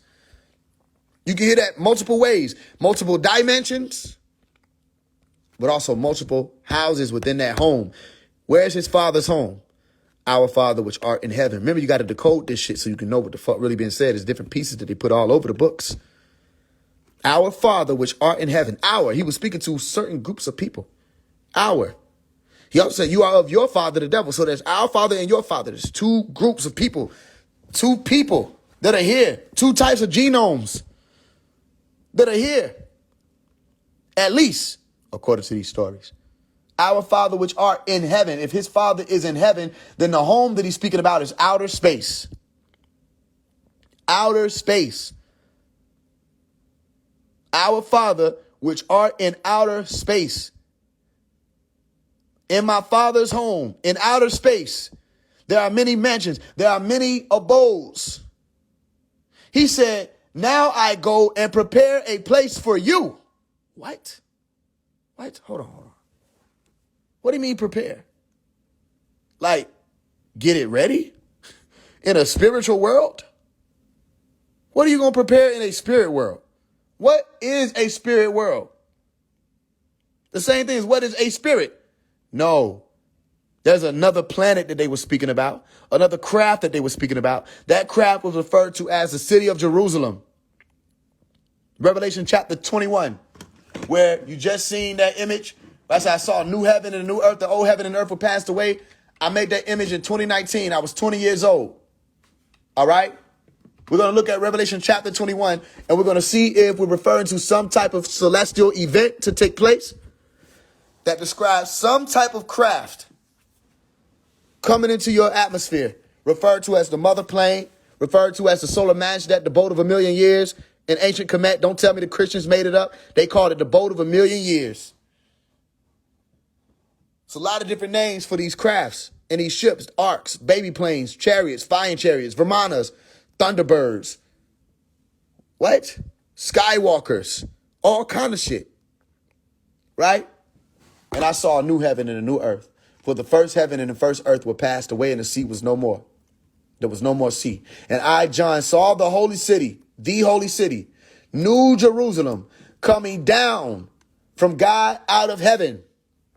Why is this important? Because in Al-Isra wal Miraj, which is the night journey and the ascension, in Al-Quran, the Quran, chapter 17, Surah 17, Ayah 12, verse 12. So chapter 17, verse 12 of the Quran. All right. And what was referred to as Al-Isra, the night journey. Prophet Muhammad, or Rasulullah Muhammad, was taken to the great city, or the city of Jerusalem. It was stationed. They lifted him up and took him somewhere. In the story of Ezekiel, he was lifted up and taken to a place. They took him somewhere. They told him to measure some shit. You know that NASA did the measurements, and they found out that whatever the craft was that he described, the measurements of where they took him to, that craft fit perfectly in there. They looked at the measurements of what was called the omnidirectional wheel, or the omnidirectional vehicle, all directional vehicle, where they called themselves making a replication of what Ezekiel described as the wheel. They looked at that, they measured that, and the measurement of the temple walls, they put the craft inside, and it fit just perfectly inside of the walls of whatever it was. It was a landing mat of whatever a craft was, just like the ziggurat. Make sense what I'm telling you? So they took Prophet Muhammad up to Jerusalem, the New Jerusalem, Jerusalem, Dar Islam, same thing, Dar Islam, Har Islam, Ir Islam. All right, abode of peace, Islam. All right, there was a place. So he went up to that place in chapter 17 of the Quran. Go read it. Right here in Revelation chapter 21, it's saying, I, John, saw the holy city, New Jerusalem. But he says something interesting. He said, coming down. So if heaven, Jerusalem, the holy city, wherever it is, the silver city, is just something sitting as a stationary place in the sky, Why is it able to move? He said he saw a city, New Jerusalem, coming down from.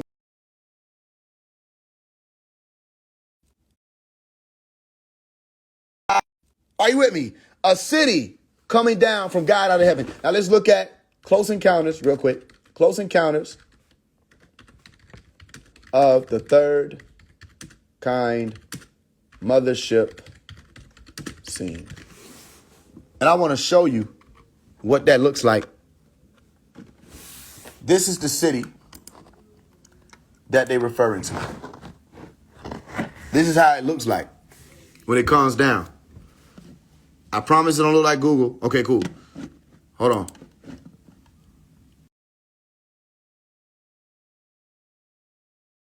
Because the crowd came in. Listen to the tones. Flute.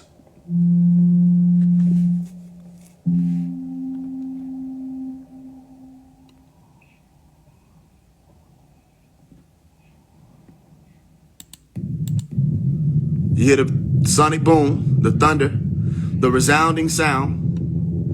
You read that in Revelation chapter 14. Look at this city.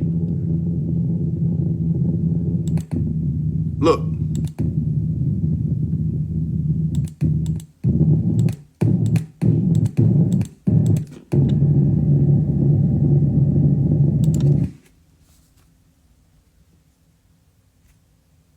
You see?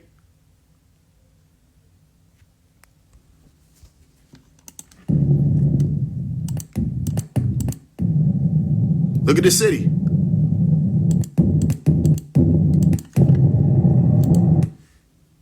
You see?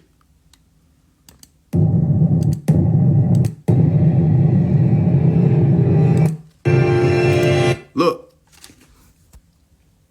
They think they slick, but I'm slicker. That's the holy city coming down from God out of heaven. You got to turn the shit upside down. It's a city. Are you with me? And that city is coming down in this movie.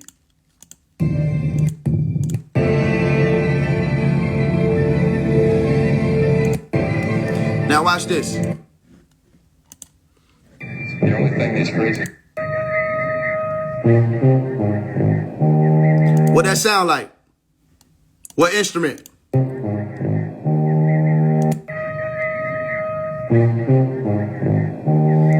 Trumpets.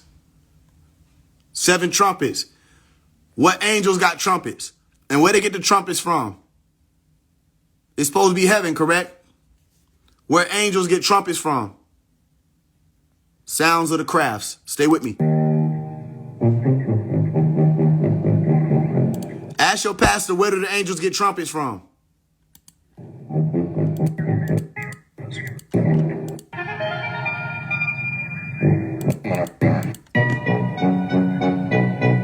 Take everything from the lady. Life, all of her attitude, the real one.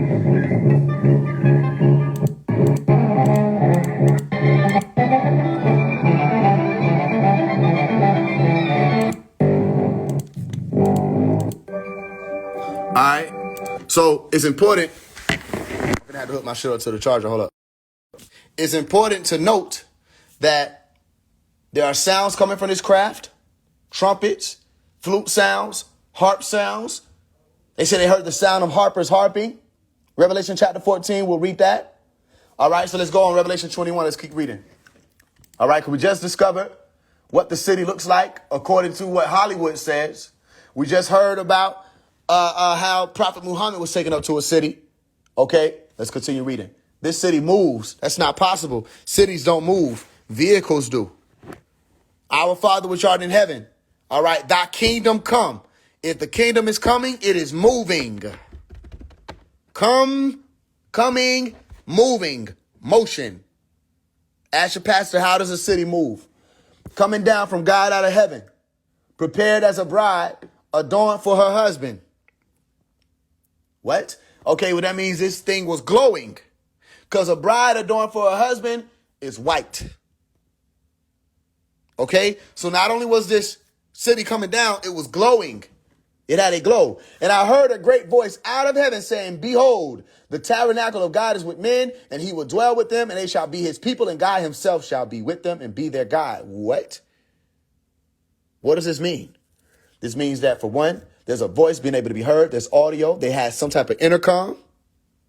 He was able to hear the voice on whatever that intercom or voice system was. All right? Megaphone, whatever. Some type of system that was able to blast a message. He heard it. He heard the message clearly. It was in a language that he could understand, whether it was Aramaic or Hebrew. He heard it. And he said that there was somebody, God, that was going to come and dwell with men, that the tabernacle of God was with men. Okay, thy kingdom come. The kingdom come. Thy will be done on earth as it is in heaven.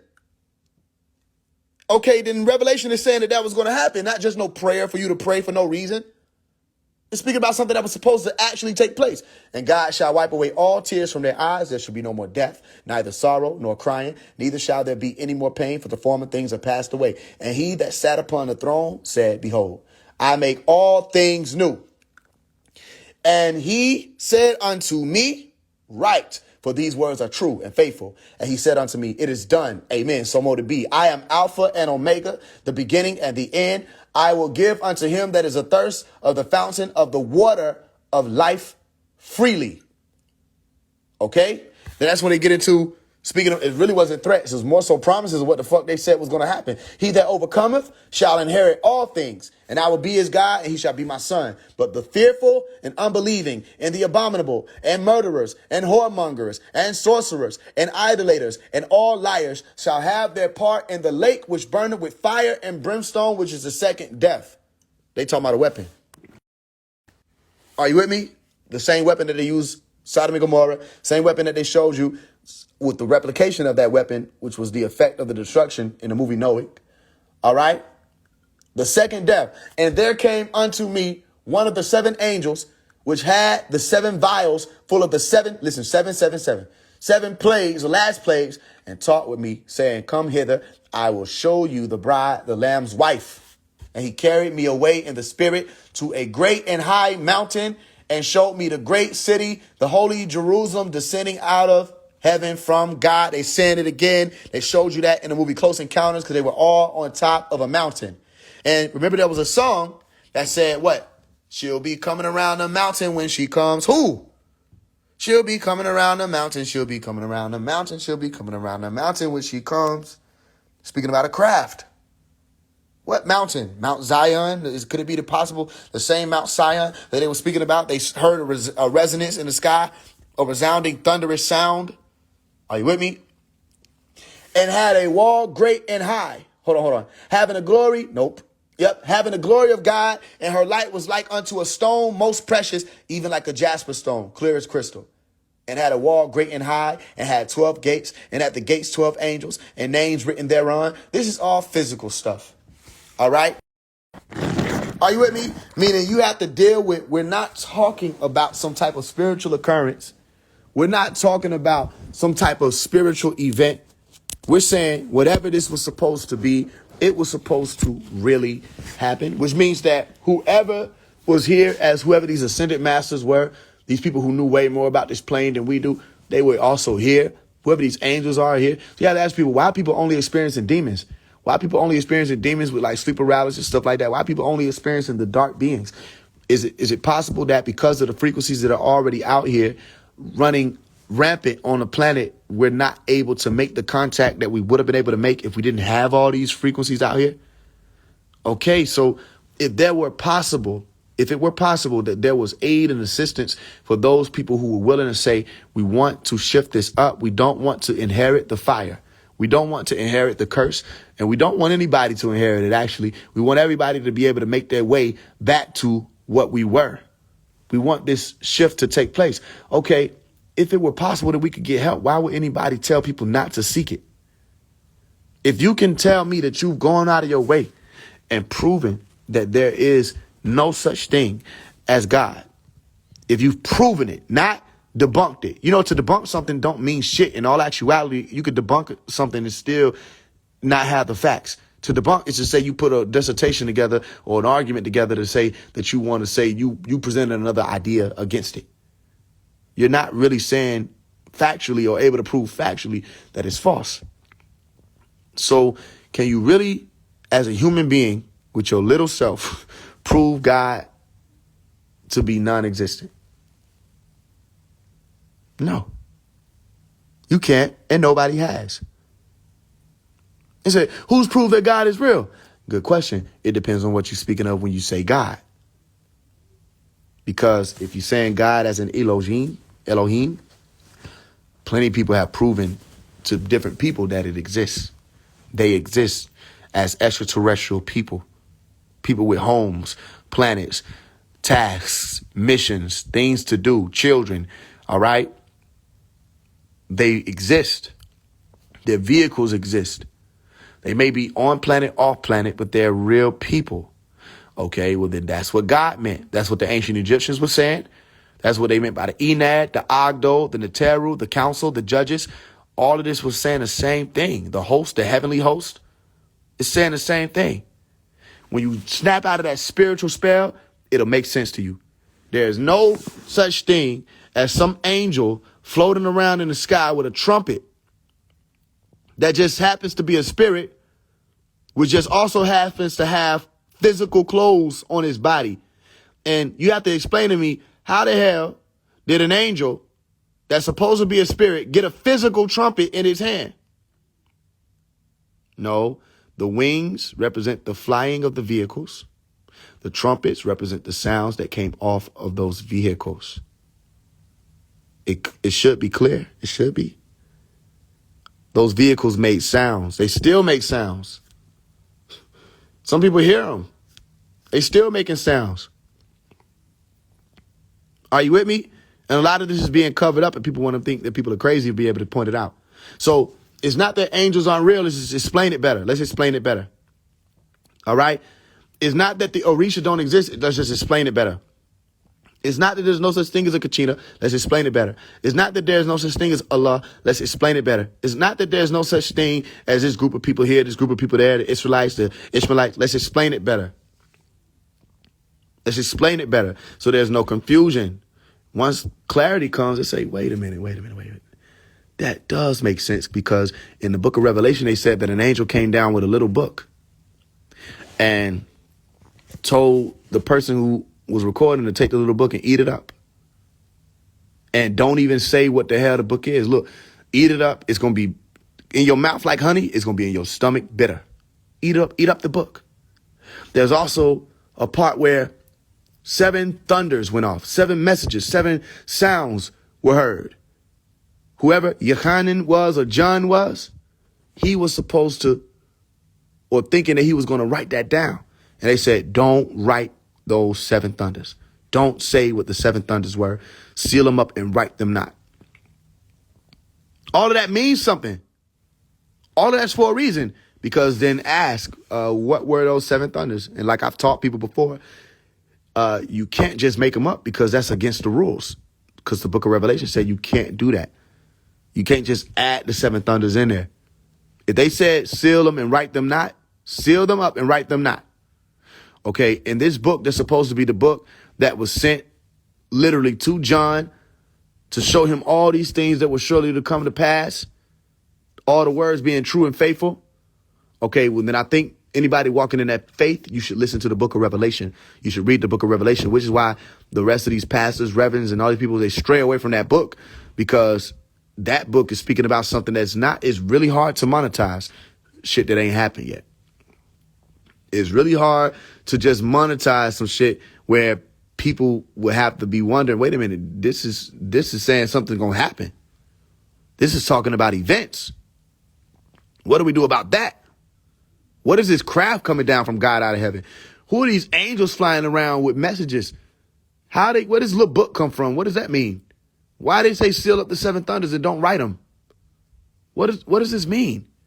You got to explain it. They don't want to play with that. They don't want to go there, because for one, it told you can't. Unless you know what you're talking about, you wouldn't be able to talk about the book of Revelation. Okay, so is anybody still confused? If you come from a Christian orientation, if you're talking about angels, you're talking about ETs. You're talking about extraterrestrials. They're not from Earth. They live in a place. In my father's home, there are many mansions. It's all in your book. They are not from this planet. Jesus said, I am not of this world. Okay, I am from above. You're from beneath. He's not from Earth. I go back unto my Father. Now I return unto my Father. Now I ascend. I got to leave and go to a place. How he going to do that? He didn't ascend in some beam of light. What happened? He got on a cloud. They said he was pulled up and a cloud received him. A cloud? How does that make sense? Well, they hide behind the clouds, if you didn't know. The crafts have always hid behind clouds. It's the easiest way to cloak. And they never thought human beings were ready for those who would cloak themselves to see them. And for safety reasons, to not be shot down. But they hide behind clouds. Okay, that's the only possible way. Because if he's going to heaven, you're not going to tell me that a cloud left the Earth's atmosphere to go into heaven, wherever the hell that would be. You can't tell me that. No, there was a craft behind them clouds, and that craft exited to go into the heavens. Okay, the chariot of fire, or the chariot that came down like a whirlwind, whichever one you want to say it, there's differences when people say, well, it wasn't really a fire, it was a light, or whatever you want to say it, that's fine. Some people don't think it was a fire. Some people think it was just a chariot. Whatever it was, shit was in the sky. And it came down like a whirlwind. That aligns with the Dogon tribe story because they said the same thing. They said there was an ark that came down from the heavens. And that same tribe of people were able to chart stars that nobody knew about. Chart people that nobody ever heard about. That scientists have confirmed. Are you with me? So we got all these stories. What we finna do? What about this day and time where Malachi has been called crazy? Yet they making movies and TV shows off of everything he taught, informing each other. If you don't know anything, know this about Hollywood. Movies are their way of informing each other. The news is their way of indoctrinating you. They make you think that the movies is fake and the news is real. In all actuality, the news is fake. The movies are real. Anybody catch it? That's how they communicate with each other. They put it in the movies. They teach each other through the movies. That's their way of doing it. To let people know what's going on, if you can catch it. And if you've been taught, pay attention to the movies. You'll know what's going on. That's why I told people it's all about that water. And then they came out with Avatar, Way of the Water. And then they came out with the Wakanda Forever, which was all about the water. I said, look, then I tell y'all. Then they came out with that event with the Ocean Gate. I said, look, you paying attention? You know what I mean? They'll communicate in the movies. They'll say certain shit. I say, that's interesting. They put that in there. Wow, they put that in there? Y'all, then I come here and say, I'll say what? Hey, y'all go watch the movie. You say, you basing your information off of a movie? No, they're basing their movie off of the information. I'm just grateful that you have visual to go look at what the fuck I've been trying to tell you. So you can enjoy the information. They're basing their information, their movie off of the information. They didn't just say, oh, let's come up with UFOs. No, you go and study in history and you be like, damn, this nigga Faise is right. UFOs, extraterrestrials, the government didn't come up with this. This is the earliest recorded occurrence in history. The earliest recorded occurrences begin with extraterrestrial stories. So you got to cut all this Project Blue Bean shit out. You don't know what you're talking about. They didn't start or begin or create any of that. It's always been here. You go back and find where they were talking about these boats flying around in Egypt. How do boats fly? Boats don't fly. All right? So go watch the movie 2012. And in the movie 2012, remember the crazy dude, Charlie? I think was his name. The crazy dude, he was like on point. There was a scene where he wanted to explain to the dude, he was showing him all this other stuff. He like, look, they did all this stuff to these people. Everybody that tried to talk out, he said, dead, dead, dead. They killed them all. And he was explaining to him, breaking it down. And he said, He said, look, let me tell you. He said, what is all this about? He said, they can't keep it a secret. He said, yes, they can. Da, da, da, da. And all the people who tried, they killed him. And he went over to him and said, look, he said, they're building spaceships, man. Right? And then Curtis Jackson was like, whoever the dude, not Curtis Jackson, I don't know where 50 Cent came from. But the nigga who Jackson, they called him Jackson. What's his name, Curtis Jackson? Or Jackson Curtis? I don't think 50 Cent was in it. Either way, the motherfucker, you know what I'm talking about, the nigga, who the fuck, the nigga, he ain't, it's like Nicolas Cage cousin or some shit. Whoever the main character of 2012, that's the nigga I'm talking about. I just want you to pay attention, okay? He was like, yeah, I got to get back to Earth. But he explained to him, he said, they're building spaceships. Right? Now, in the movie, they wound up being arcs. Okay? Meaning they were floating on water. But they said spaceships. If you go and read in the biblical scripture, they said that the ark was raised above the earth. Above the earth. And the information that came a long time ago was that was not just an ark, that was a craft, a spacecraft. He was able to leave. That shit was able to fly. Are you with me? That's where you get into the whole story of Semyaza and them. It's a whole lot of tricky shit. Because they had to break down the technology they was able to provide and all this other stuff. And whoever the angels were, because Enki was like, the backstory is Enki was like, nah, we don't want to destroy human beings. And Enlil was like, fuck that, get rid of them. They too loud, they too noisy. I don't like their frequencies. It's off. They throwing shit off. They fucking up the whole plane. Boom. Okay, so Enki went behind Enlil and talked to Utnapishtim. And Utnapishtim was supposed to be like the ancient Sumerian version of Noah. All right. And he taught Utnapishtim how to build a craft to escape. Right. And this wasn't something that Enlil allowed for. It was something that Enki and them chose to do. All right. So that's the story before it got into the Bible. You go read of the story of Utnapishtim. All right. Utnapishtim or Tum. Either way, you'll get it. Okay, Utnapishtim, and you'll find, or you say Utnapishtim to help you remind yourself about it, like the water, the fish. Okay, Utnapishtim was the original Noah before it ever hit your Bible. Okay, cool. So that particular being was saved. And according to Genesis chapter 6, verse 9, he was saved because of his genes and that he pleased God. He was perfect in his generations. All right, which means that he was tamim, or literally perfect to say that he was upright. All right. And his generations, as in the time period that he was in, also his genetics, genealogy, all of that. Okay. And who he was and how he operated in the land. He was upright. He was a perfect being. Okay. He had rectified the self and he was pleasing God. So Enlil was saying, destroy them. So why is that important? Because the book says, Genesis chapter 6, okay, or Genesis chapter 6, verse 6, they was explaining, these human beings are evil. We got to destroy them. I will destroy man from the face of the earth, whom I have created. All right. It repented God in their heart, which meant that whoever these beings were, they were able to repent and change their mind. That's what repent meant. To change their mind, metanoim, to make a shift and alter what you're thinking. All right. So he said, it repents me that I made man. I'm going to destroy them. OK. So then they also said that Noah found favor. All right. That's two different stories, two different people. You have the one who said he wanted to destroy them. That's Enlil. And the one that said he wanted to save them. That's Enki. Are you with me? So they merged it into one story. Bottom line is this.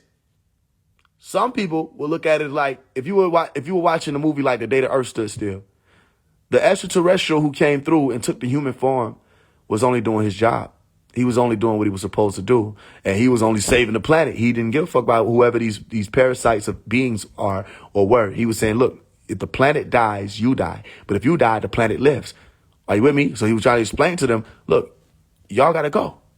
And she was like, what are you doing on our planet? He said, your planet. Yeah, this is our planet. It is not. You know what I'm saying? Basically, he was explaining to her, this don't even belong to you, but they were just doing their job. Some people would look at it as people who were sent to destroy a plane, okay, were negative beings. But are you able to put your mind potentially in the frame of those people who have to pull that lever or push that button that says, if these people continue to advance the way they're continuing to advance, they will not only destroy this planet, they will branch out and destroy other planets. Are you with me? And each of these planets keep a certain order in the cosmos. You're in the cosmos. You know that, right? The planet that you're on is in space or in the heavens. It's not just the heavens out there. You're in the heavens. There's a cosmic order that each of these planes or planets help to keep. If you throw that off because of your ability to think like the gods who govern it, then it starts to affect other homes. They can't let that happen. Yeah, they did it before, just like they've done before. All right, cool. So it's not a negative thing. And it's also like, I want people to read El Quran. I know we started reading it a long time ago. We got to come on here and read it again, or read it. We got to finish it, right? Because we read it together. I want you to read that book, read chapter 11 and chapter 15 of El Quran, and they start speaking about what has been done. You can read chapter 6, verse 6, to be specific, to speak about the destruction that came. You can read 11 and 15 and 17. Actually, almost every other chapter was having a conversation about the destruction that took place. Okay? They were only doing a job, the Malaika, or the angels who came through to destroy Sodom and Gomorrah, where in the Quran they referred to it as a blast, which is an atomic weapon. Not just they dropped some fire on a city. No, they called it a blast. Okay? Whichever crafts came through, all right, and dropped whatever those weapons or bricks, they called them, or stones, those stones were able, or the missiles were able to release a blast that destroyed everything in Sodom and Gomorrah, those two cities, but also anybody that lagged behind, not turned around. In the book of the Bible, they refer to it as turning around or turning back, okay? But in the Quran, they refer to it as lagging behind. They explain it further, all right? And that makes more sense, because if you lag behind, then that blast could hit you. And just like they showed you in the ancient depictions or older depictions of the people who were hit with whatever radio blast or radioactive blast came from whatever those weapons or atomic blasts were, it froze those people, petrified those people, turned them into what appeared to be pillars of ash or salt. Okay, so if Lot's wife, called Sabria, stayed or lagged behind for whatever reason and didn't go to that place before going to that mountain like they were told to, then she wouldn't have made it. She would have been standing in the blast radius, which would have petrified her. Does it make sense what I'm telling you? Okay, so they refer to it as a blast. Literally, it's called the blast in the Quran. That's important, because whether it was the Quran or the Bible that you believe, the fact that there's a weapon, all right, that is being spoken of to be released onto a plane or a cities on that plane that causes a blast explosion, okay? The fact that that's documented nearly, what was this? So we got 1945, they first bomb. So what is that? 600 would have been the first, around the 600, so the 7th century, almost 2,000 years, 1,400 years before the atomic bomb was ever even spoken of. 1,400 years before you heard about the atomic bomb from Oppenheimer, any of those people, all right, or Einstein developing the sciences or the formulas to be able to cause these explosions. Before that even occurred, in what's supposed to just be a religious book, you got sciences like atomic explosions. And how did they know to go to the mountains? If it's just a fire, why do you have to go to the mountains? That's why I told people the mountain, you can survive a mountain because the summit will absorb the radioactive blast, or the blast itself, the blast itself. The summit of the mountain will absorb it, and the atmospheres above the mountain will shield you from the radio fallout or the radioactive fallout. Are you with me? So how they know that back then? How do they tell people go to the mountains? You feel me? It's the same type of weapons. And now these people have them same sciences. That's why I tell you, get my books. For those of you who listening, I broke this down in the How to Speak Elite book. I had to come over here to put some charge on my phone. I might crack it open and read it for you anyway.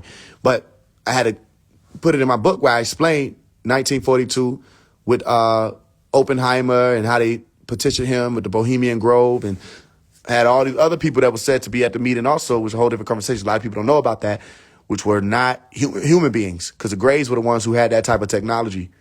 Are you with me? And they shared it with humans. Because you got to ask yourself, how the fuck human beings just come and figure all this shit out themselves? Who would have said, you know what? I wonder what would happen if I clash atoms together. No, that's not human beings. Somebody put it in them ears, and go watch the Close Encounters movie, that last scene, all right? You will hear where they say Einstein was right. right? When he speak about the time theory, okay, relativity, he said Einstein was right and started speaking about how time operated different ways. And they said maybe Einstein was one of them. They put it in a movie. It's just nothing, Faise. It's just a script. No, it's a script. It's programming. They're telling you shit. They know what they're doing. They take time to put it together. Okay, maybe Einstein was one of them. Okay, if Einstein was one of them, what about Nikola Tesla? What about Nikola Tesla? Well, Nikola Tesla is represented as Thomas Newton in the movie and TV show Man Who Fell to Earth. Also, Valiant Thor. Go look him up. If you don't know, it's your first time ever hearing that name, go look up Val Thor, Valthor. Val Thor. All right, go type in DuckDuckGo. All right, go to that stream or search engine, DuckDuckGo, and type in Val Thor, and you'll hear about the Venusian also who came and, made conversations with some of your leaders and spoke to them and all the people who meet with Dwight Eisenhower and trying to get them to, go research Val Thor. And his whole thing was, look, your people becoming too destructive. Everybody said the same shit about humans. Y'all getting too destructive, or they're getting too destructive. Your weapons is getting too advanced. We have to come and ask, who the fuck have you been talking to? Because we have that tech. You don't. So how did you get this? You know what I mean? Does it make sense? That's what all this is about. And they had to have the meetings, because what else you gonna do? You know what I mean? You think you're gonna be hostile, but they shut your weapons down. You try to release a missile, they shut the whole bomber down. It falls out of the sky. What do? What can you do other than meet with those people when they show up? You can't do anything. So they show you in a movie, say, I want to meet, take me to your leaders. They try to make it seem like it's TV, but that's what really happened. They want to talk to who's in charge. Are you with me? So don't think that all this other stuff happened for no reason, including the disclosure. Okay? It's all happening for a reason.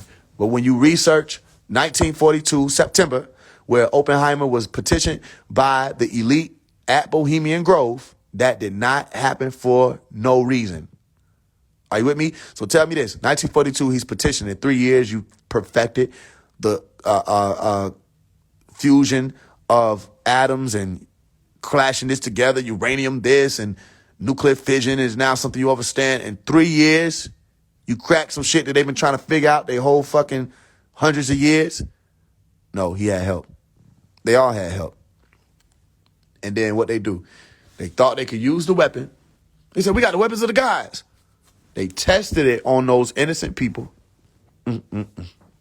They tested it on those people, saw what it could do. Nagasaki, Hiroshima. And then what happened? They got cited by the Galactic Federation. They said, you cannot use another one of those weapons. You think these people just that? Listen. Are y'all hear what I'm trying to say? Do you think your presidents or these presidents, do you think these people just want to get along and don't want to use the weapons they have? You think they just don't want to use another nuclear weapon? They just, nobody wins a nuclear war. Shit. They know what they're doing. No, they can't use them. They're not allowed. All right, y'all gonna think I don't care. You can think I'm crazy. They know that if they do that shit, there are repercussions because they already put y'all on. I know they're like, damn, what the fuck? Who is this nigga? Look, they already put you on notice. You can't use them. How y'all done had all these weapons developed since then, even the secret science weapons, the direct energy weapons, the DEWs that you don't want nobody to even know about. You know what I'm saying? How y'all done had all the weapons since then? Ain't nobody don't release no more bombs. Ain't nobody, you know what I mean? They're not gonna do it because there was a meeting. They said, you cannot use those. You can't use those. If I'm tripping, how come after 1945, the UFO sightings started skyrocketing? It's like everybody pulled up. Ho, niggas running into each other to get here. You heard that shit too? Hell yeah, what the fuck them niggas got? Not human beings. You know what I mean? They'll let anybody else have it. Humans, you can't have it. Y'all two, no. So they pulled up. They start pulling up immediately. What you think them OBEs, as they call them, or EBEs? Extraterrestrial biological entities. That's what they marked them as in the files, the vaults. Go look it up. EBEs. What you think they came here in 1947 for? And why you think they shot him down and called it a lightning storm? It's a lightning storm. You shot him. You understand? Why? And first of all, they haven't forgotten about that. They ain't forgot about that. It's a lot of things that people think is over. It's not over. It just happened on different timing. You're dealing with a different time. Am I going too deep? I don't know. I feel like some people might be zoning out. I'm not trying to lose anybody. I don't know if I'm going too deep. Because for one, it's already enough to speak about extraterrestrials, but I also think it might be a little deep for people to really know what's really going on. Your government know what's going on. The so-called government know what's going on. They know what's going on. They couldn't use them weapons. They tried to test them. They were cited for testing them. It's just like normal stuff. Like when I say cited, I'm not saying they were cursed by the gods. I mean, like they were cited. Like, nigga, you can't do this. You can't do that. You can't do that. They had a meeting, Antarctica, which everybody referred to it. All the flat earthers, they love it. The Antarctica Treaty. You know what the fuck it was about. Because Richard Byrd and them tried to invade up there. And what happened? Them niggas in the UFOs was like, wait a minute, hold on, you smell that? Niggas, them nukes? Hold on. And they popped up out the water. Look, go watch Operation Paperclip documentaries on YouTube. Go watch the Third Reich, THIRD REICH. Go watch that on YouTube. Okay, there should be one that's like 44 minutes long. Operation Paperclip, Operation High Jump.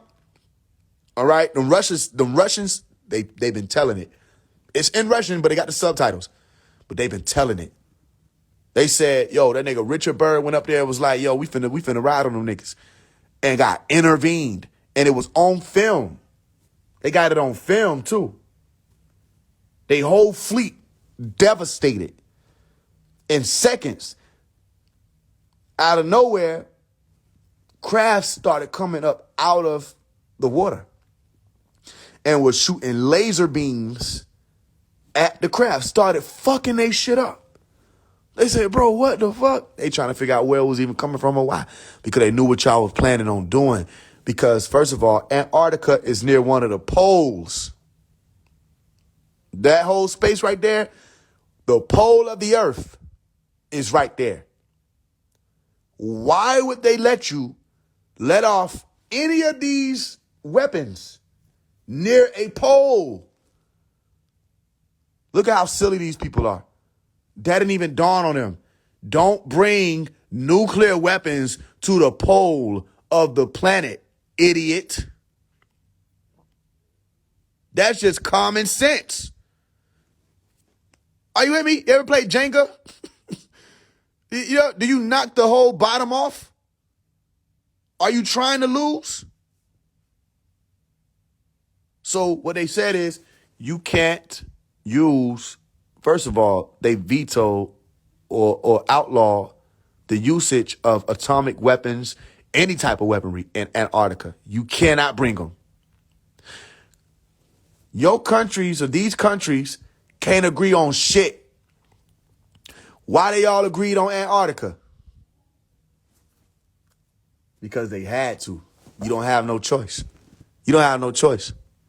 Hold on. We're not allowed to intervene, but you can't do this. Because we'll break our rule if you do that again. We're not allowed to intervene. We're allowed only to encourage. We're allowed only to send people, messengers, Tibetan monks, Dalai Lamas, people to come out to just try to tell you what you're doing and what's going to happen. That's what we can do.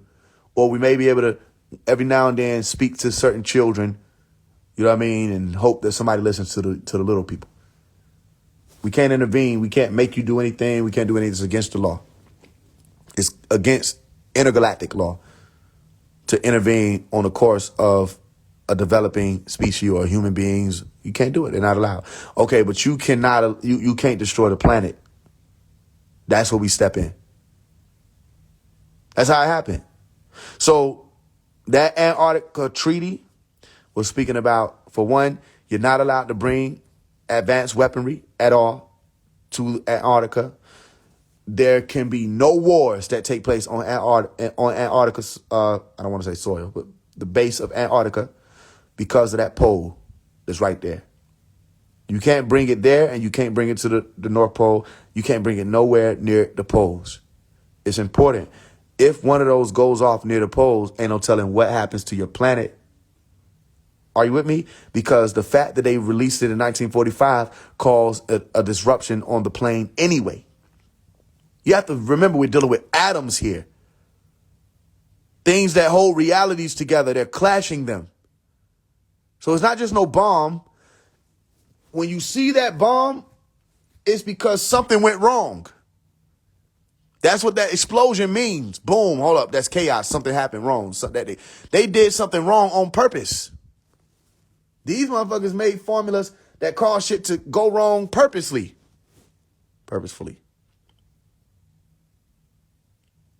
You with me? So the whole key is they're not allowed. After 1945, that's when you started hearing about 1947 and what they say it was a weather balloon, all this other shit. The sightings went up. And then the conversation about nuclear weapons just subsided. Like, wait. You just stopped. You just stopped. You human beings, these motherfuckers just stopped doing the nuke shit. You can't. So they tried to test it. They weren't allowed. They weren't allowed to test it in certain areas. They tried to test it over the waters. Motherfuckers start coming out the waters. Say, what are y'all doing? All right. And you know, they hard-headed. They tried to send them out into the space to test them. Crafts came and shut them down. They got documentaries. Here's what you go watch. Go watch the Unacknowledged documentary. Unacknowledged. Go watch it on YouTube. It should be free. Right? Go watch the Unacknowledged documentary and go watch the Phenomenon documentary. The Unacknowledged documentary, and they put it in them documentaries, and ain't nobody gonna promote them or push them and tell people to watch them. But it's people who are from the military that have spoken about occurrences where two different types of occurrences. One of those types of occurrences was the crafts came. They said they're like suns. They said they're like suns or basketballs, which would be chariots of fire, came and shined or beamed lights on their nuclear weapons. What was it, a doomsday base or something like that? I think it was doomsday base. Fact check me on that. But they shined the lights on their nuclear weapons, and all of their nuclear weapons shut down. They couldn't use them. Right? And they bear witness to this. And then there was another group that said these same types of crafts came and shined light and beamed light and activated their shit. All of the nuclear weapons were triggered or what do you say, armed at one time. So that's two different groups. One group was like, fuck these human beings, they too loud. They're making too much noise. Let them kill each other, let them kill themselves so we can go ahead and we'll just do the whole shit over.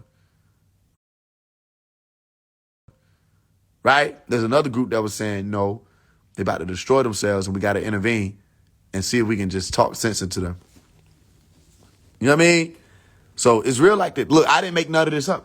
Go watch the documentary. They speaking on it. Go watch that and go watch Above Majestic. Above Majestic. And they speaking about it in there. Faise ain't crazy. They want you to think I'm crazy. I'm not crazy, y'all. I'm not crazy. It actually would have been easier for me to get along without speaking on any of this shit in life. I could have just been a regular person, kicked it. You know what I mean? It would have been easier for me to get along. A lot of motherfuckers would have loved me. Nobody would have ever thought I was crazy. You know what I mean? I wouldn't have been called weird. It would have been a lot easier. But no, you can't shake it when you've been exposed to certain things. It's like, well, all I can do is offer that people look into certain things. I'm not telling you to believe me. I'm just offering for you to look into it because this is shit don't nobody want to talk about. Nobody want to get into it. But you cannot just throw everything off into pseudoscience just because you don't know something. You can't. Well, you can. It's not wise to. You understand? Because at that point, it's like, well, then what do you know? Do you know that it's fake? You don't know. Okay, so then you're either going to find out the truth or just stand back and let those who are not only finding out the truth, experiences of the truth, bear witness to the truth. Let us get the truth out to people. All right? You're not here by yourself. You're not here by yourself.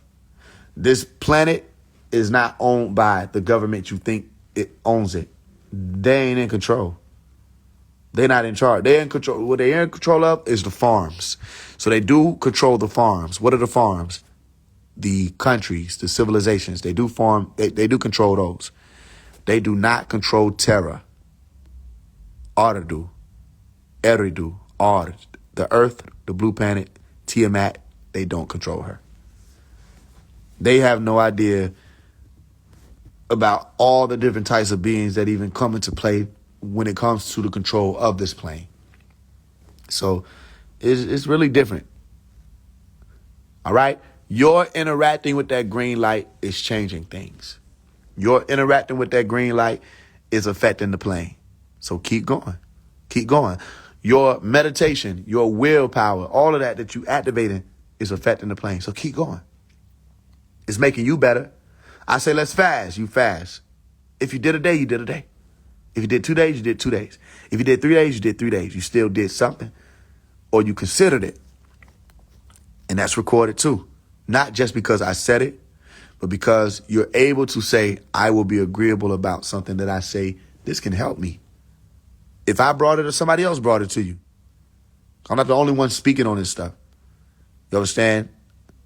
Now, I do speak on certain things people don't speak on. But when it comes to fasting and semen retention, all this other stuff, I'm not the only person doing that. There's other people that's all over the motherfucking world speaking about that same thing. It's just all about willpower, though. You got to remember that. That's what the key thing is. For you to remember that you get to decide. Like I said in the Wise Man song, everybody has to choose. All right? We'll say, okay, what's the secret, though? Tell them how you keep your soul. When you go where the sleepers go, what keeps you? Whoa, whoa, whoa. Like, are you not afraid? The devil's going to catch you, right? Running with them hellish hounds, still somehow you heaven bound. Heard you finna head uptown. Word gets around and they saw you right away. They say they going to catch you. You must have made a few enemies, more than who stands on your side in this physical realm. And so you call on the ones who gon' war for you. Otherwise, Rambo, you know what a wise man knows about these entities. Sword in your hand, no surprise when it's finna go down. Before it's all said and done, when them forces move, you better lock them doors if you know what a wise man knows. Right? It get deep. It get deep. I'm trying to tell you. But it's what it is. So stay with that green light. They told me that God speaks in the wind too. One of the messengers came through, was a homeless man, right? Kind of light-skinned brother, locks. Hair was in one of the Rastafari raps, right? He just wanted something. He wanted something else, but I told him I could still get him a snack because I ain't had nothing but EBT at that point. This is back in like 2021, I think early 2021, early 2021. And we having a conversation. He was like, God will talk to you through the wind, right? So don't ignore the elements, especially the wind. I mean, it's just a message that was given to me. If it works for you, if it works for you, it doesn't, it doesn't. Don't stray away from God. Don't stray away from prayer, especially not in this day and time. You should be praying like none other. Okay? Stay praying. I'm only saying what I'm hearing before I get out of here. Pray. I'm not a Christian. I'm not a Muslim. I can be. That's why I say catch me on a specific day. I'll be there. Right? Pray. Okay? Get back in that closet. Get on your knees. Pray. All right? Ask to be shown what I've been shown. What could make somebody who ain't even no Christian tell people to pray?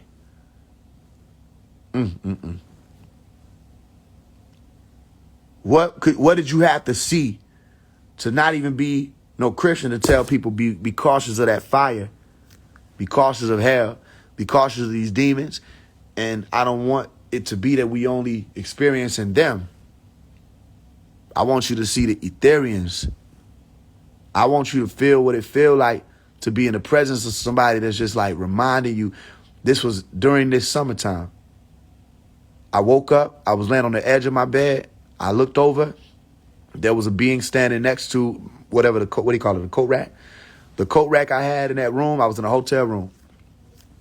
A being was standing next to the coat rack. Silhouette, human being. The outline, human being. Symmetry, human being. The glow, it's like fluorescent.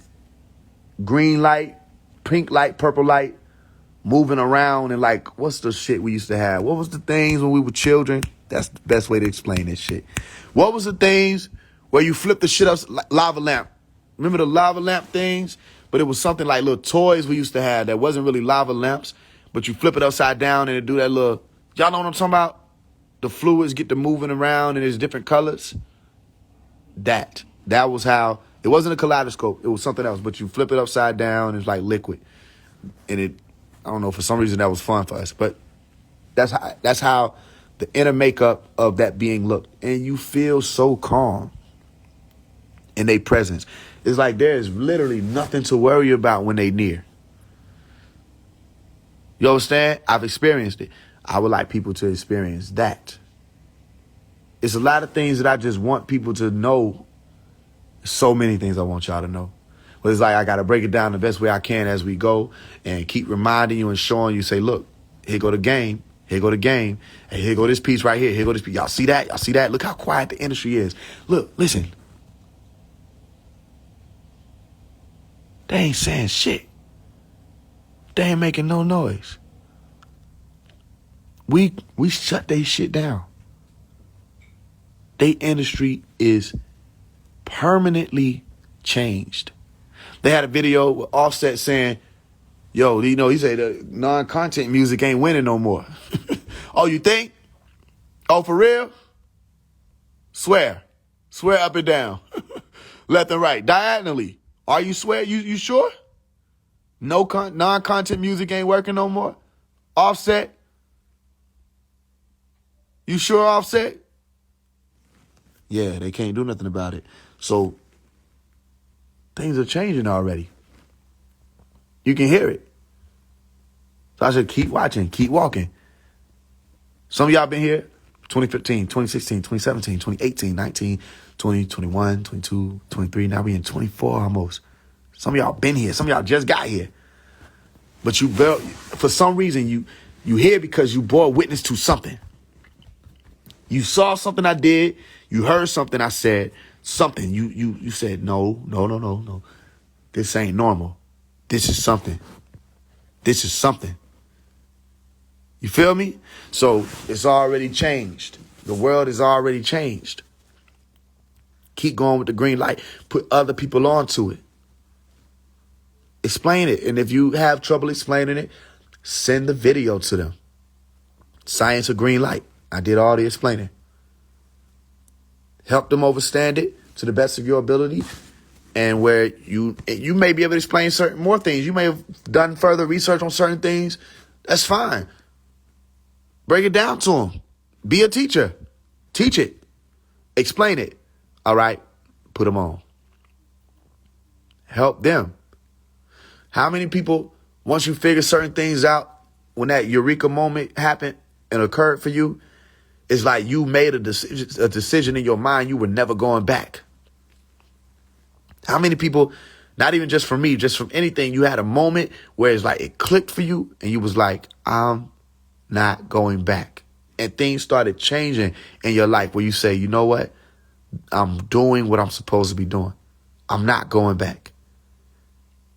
So don't be nervous about times where there's insecurity. It happens. For one, there are going to be times you don't even want to be here anymore. Not because you're depressed. You understand? That comes with it. Not because you're depressed. Not because you're sad somewhere, beating yourself up. It's just like you just decide, like, you know, I'm not feeling this place.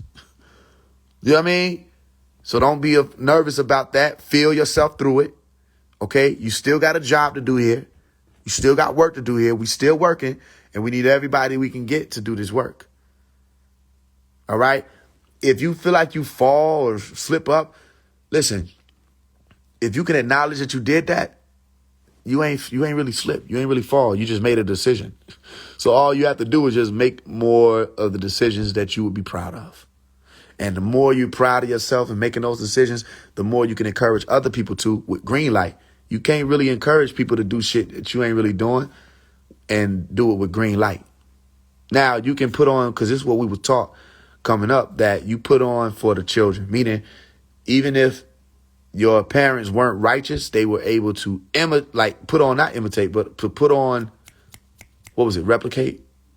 Portray righteousness.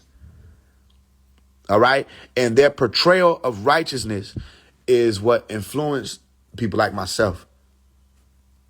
That doesn't mean that my parents were righteous or that they weren't righteous, but they knew enough to do certain things in front of the children that showed us righteousness. So that portrayal influenced me. You get what I'm saying? And that influence, same way you can take somebody who ain't really no killer, ain't really no thug for real, and just teach them how to be one. Like teach them how to portray the image. And they can influence millions of young children to grow up and actually be the thugs and do the things that they put in their music. It's the same thing with us. You can do it the other way, reverse it. Do it the positive way. You know what I mean? But it's better when you actually have the green light. It's better that way. And how do you really have the green light? It's a different type of essence. Well, you're doing it yourself. You ain't telling people to fast and you ain't fasting. You telling people to fast and you with them. Fasting with them, it's gonna have a green light. That's why we get on here. When I was going through it and I was high off that fast, I was singing and shit, and nobody want to stop me. Everybody was screaming, recording me, and all this other shit. Okay, that's because I was right there with y'all. I know what it feel like to be high off not eating. I know what it feel like to be like, shit. Don't nobody even gotta fucking know. I can eat the fuck out these chips, and want nobody who gonna know. And a voice goes off in your head and say, nigga, you gonna know. Say, damn, that's right. That is right, though. That right, too, though. I know everybody, listen, I know you done had the thoughts in your head. This nigga Faise ain't gonna fucking know. He ain't God. This nigga ain't no motherfucking body. This nigga stay in the city. Fuck this. He ain't nobody. I know some people that say this shit in their brain. Say, this nigga ain't gonna know if I eat this sandwich. He ain't gonna know that shit. But then something in your brain said, I'm going to make it. I'm going to make it. Some of y'all said y'all going to do it for me. Some of y'all said you're going to do it for you. Some of y'all said you're going to do it for the benefit of what happens when you do it. Some of y'all said you're just going to do it to try it. Some of y'all said you're going to do it to heal. Some of y'all, it's different reasons why you did it. Listen, you did it if you did it. Even if you didn't do it all the way, you still was able to do it. You get me? But I heard y'all.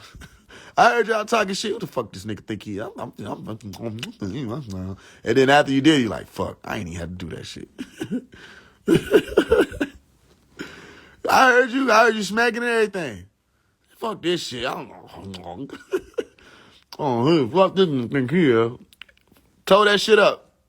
Went to bed, stomach growling and everything. He said, damn, I don't even know I just did that. I could have made it. I could just had drank me some water, laid down, relax. You got time to eat. You got time to rest. You know what I mean? Hey, that don't mean it ain't hard. Because we done did 9 days together, some of us. So, shit, we did 9 days. That about like jail. We did 9 days. All of it. We did that time together. So, shit, you can't tell me nothing. You ain't fasting until you ain't trying to hear shit. Get out my face. Listen. All right? I ain't ate nothing. You know what I mean? I'm not into cannibalism, but you might want to get the fuck up out my face talking shit. I ain't talking shit. Nigga, I asked you how your day was going. God damn. You know what I mean? Demons trying to you literally nigga say, what the fuck is that coming out your eye? Nigga, it's a demon. It's been in there for a while. Nigga, I've been fasting for 9 days. Help me grab his hand, pull it out. Shit. I didn't even know it was like that. It's like that. You know? Green light. Truth. Just focus on more truth. That don't mean just go around just saying just all kind of shit to people. You know what I'm saying? You know what I mean? I'm saying focus on truth. Make it a priority to just stand on truth. Just make it a priority. It alleviates so much other confusion. Just be truthful. Communicate truthfully. Speak to people truthfully. Speak to yourself truthfully.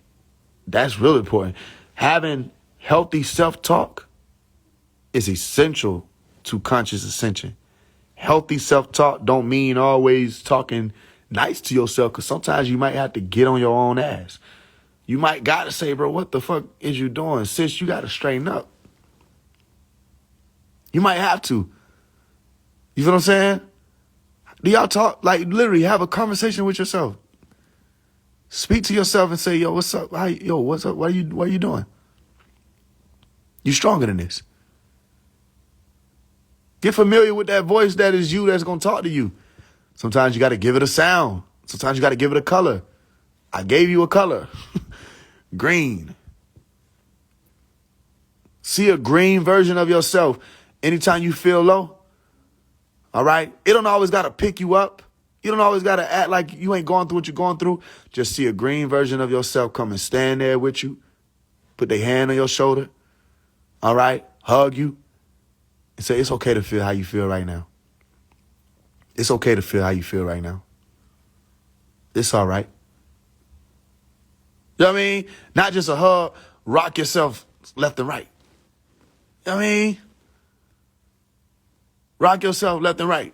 I want you, listen, next time you go through something and it's real heavy and weighing on you, I want you to think about the motherfucker who had to get up in the AM and run out to go get some food and had to run all the way back to their house and try to evade the damn Tyrannosaurus Rex. And when you say, I got it bad, I want you to think about that nigga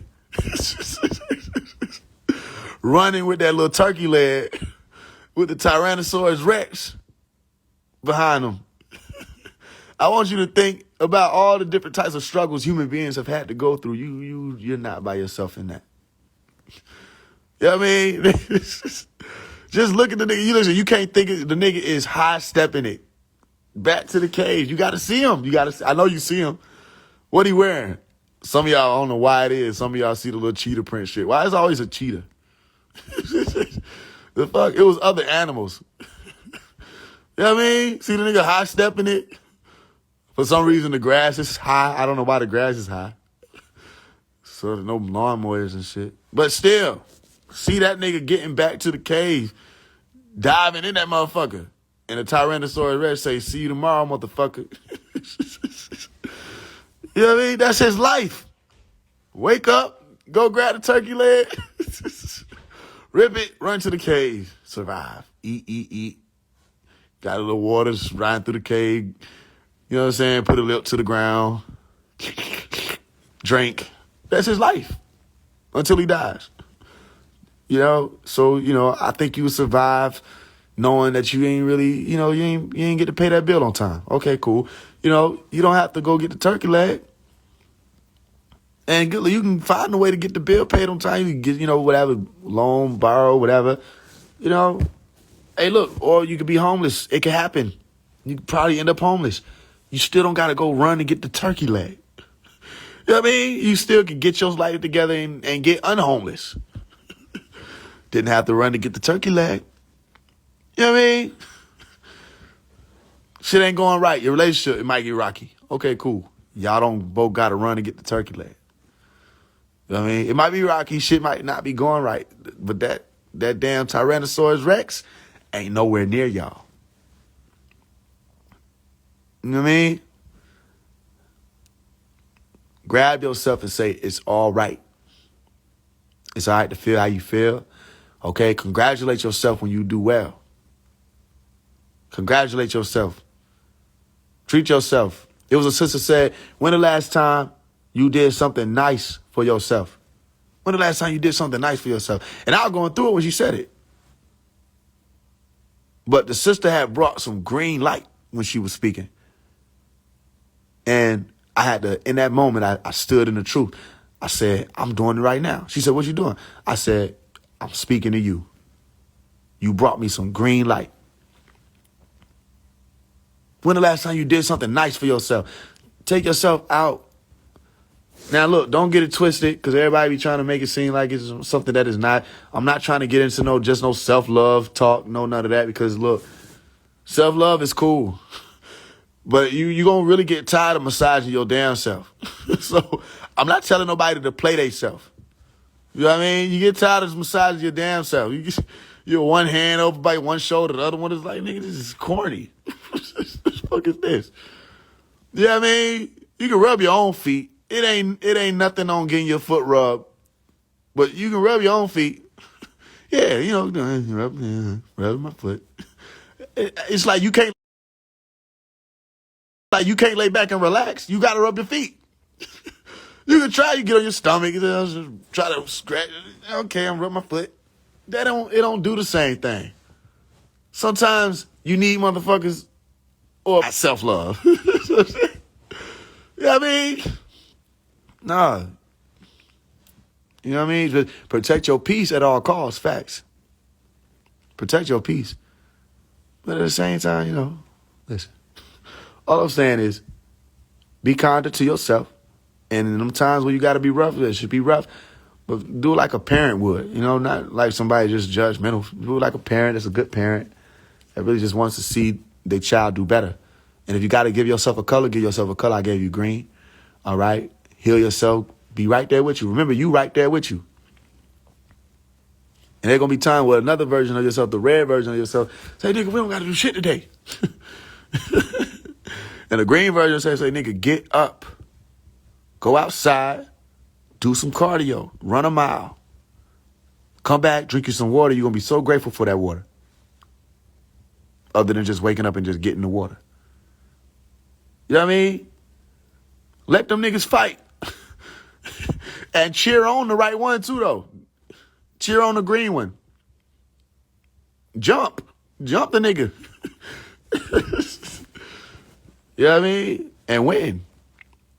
There's gonna be a voice in your head, sis, you don't gotta keep letting this person use you. This person only call you when they want this. The person only call you when they want that. Fuck that. Go get this nigga. We need his pockets. You know what I'm saying? You can throw that around. Okay, encourage the green one. And jump her. You know what I mean? Jump the red one. Beat her. Win. Win the battle of the mind. Are you with me? If everybody's listening, get the books. Send donations right there, the Play for Change Cash App. Send a donation to that Cash App. Send your email. I got 10 books. The book that I would tell y'all to read is the book Rehab. All right? So here's what I'm about to do. I'm about to put this phone up under this computer. I'm about to play some music for maybe 2-3 minutes. I'm going to give you some water myself. And if it's in alignment, I will read some of the Rehab book to you. If not, we'll come back on here later and do it. All right, but I need you some water, goddamn it, because I ain't having no water. But I'm finna play this music. See what the hell to play. And we'll keep going. I don't be speaking just to speak. I go through shit, you know what I'm saying? I be going through my things. I have my ups and downs. And God put people in your life. You know, he put people in your life that can remind you, you know, things will be all right. You'll know it, but sometimes shit get unsure. So don't shy away from that reality where things are unsure. Don't shy away from the reality where you need reinforcements or re-encouragement. It's re-encouragement, so it's whatever. It's going to be a word today. When you need re-encouragement, you know what I'm saying? Don't shy away from that because, you know, people need it sometimes. And if you don't have a friend, look, create one. Shit. Form the image in your mind and let it be the voice of reason. Let it be the voice of encouragement. Let it be the voice of motivation. If you got God with you, or you blessed. Let me tell you something. For all of you people who got God in your life, listen, y'all are blessed. All you got to do is walk with God. What? It's too simple for a lot of people who just woke and just like think they done figured some shit out. It's too simple for them. That's too simple. They can't even do it. They wait, God, what the fuck? I'm God. Da, da, da. They can't depend on themselves when some shit go down. For all the people who got God in their life, you are so blessed. For all the people who got Allah in their life, you are so blessed. For all of the people who got the divine in their life, you are so blessed. For all of the people who have a friend they can call on, where it's really a friend you can call on, you are so blessed. For all of the people, listen, everybody's blessed. In your own way, different ways, shape, forms, you are blessed. Don't forget about those things that matter. Don't forget about those things that matter. There's a lot of things that matter that people may overlook. Okay? You got somebody who you can call and lean on and get a hug from, or, you know what I'm saying? Ask them how they day been and whatever. If you got a mother, she's an elder, and you can show up and cut her grass. Yo, listen, cut her grass. You with me? You got a father, he needs you to run some errands for him. He's an elder. Yo, do it. Do it. You with me? And don't just do it because, I got to go do this. No, do it because, remember, everybody going to have their day. Everybody's going to have their day. You know what I mean? And for myself, 4 days ago, I was looking into the barrel of a gun.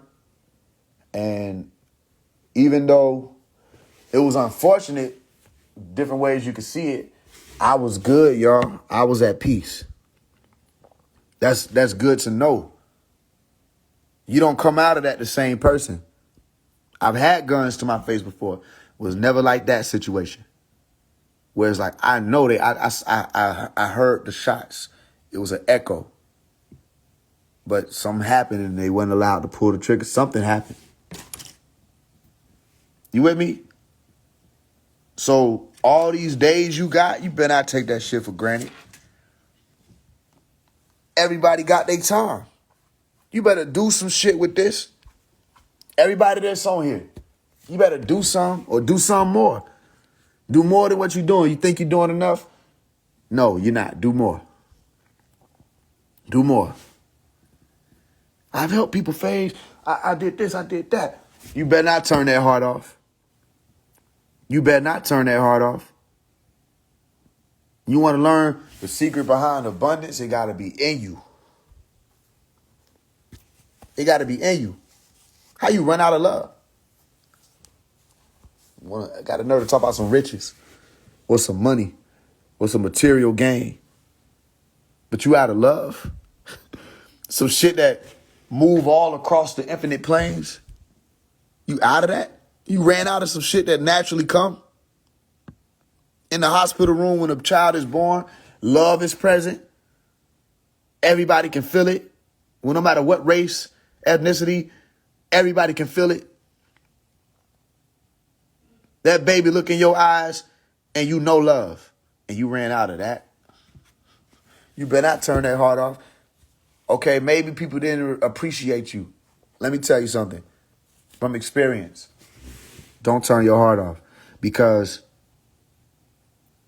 if something happens and whoever the person was didn't appreciate whatever you brought, whatever, fine, okay, cool. It happens, you go through the motions. That was their time. It was their time to move on. It was their time to be let free. It was your time to stop caring as much as you cared, but that didn't mean stop caring. You understand? If you water in some shit and it won't grow, that's fine. There's other seeds. And you may spend too much time trying to water this one seed, and these other seeds need your water. Withdraw and go spread water elsewhere. You with me? Everything I'm saying, a lot of it, most of it, is easier said than done. I understand that. Okay? But that's why I keep stressing willpower. Activate your will. Because it ain't always supposed to be easy. Like they say, nothing good comes easy. That's why, what was the post I made? Truth.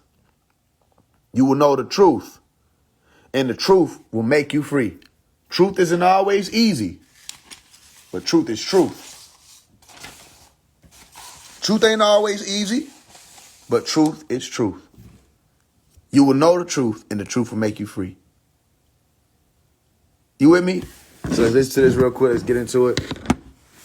I ain't really found out what the hell to play yet, but press play on some shit, and then I'm going to go get this water, and I'm going to come back if they don't cut it off, because I know we probably been on here for a while. We've been on here since, what, 11? I don't think it's been 4 hours yet. Let's see what I'm going to play.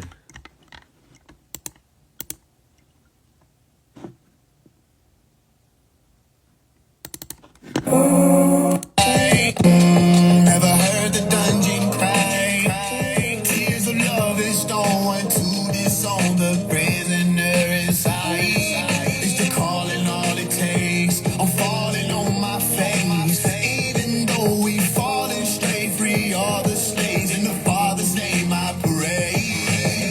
I pray in the name of Jesus. Here today we claim our children. Tell the dragon you can't have them. No, no, no. Name of Jesus. Father God, you sent your angel. Malachi, the world betrayed you. Peace in the land is truly wonderful. Off my sandals wipe the dust. I am in the world, not of. Fooled me once, I rolled the dice. Beginner's luck, you fooled me twice. And does the fire know your name? To the land from which you came. Waters are running, rush to change. God has come with birthing pains. And if we don't deserve to be in the land of the free, well then why would you promise me anything in between? And if we weren't supposed to find no death and no sorrow, well then why was it prophesied about a kingdom of tomorrow?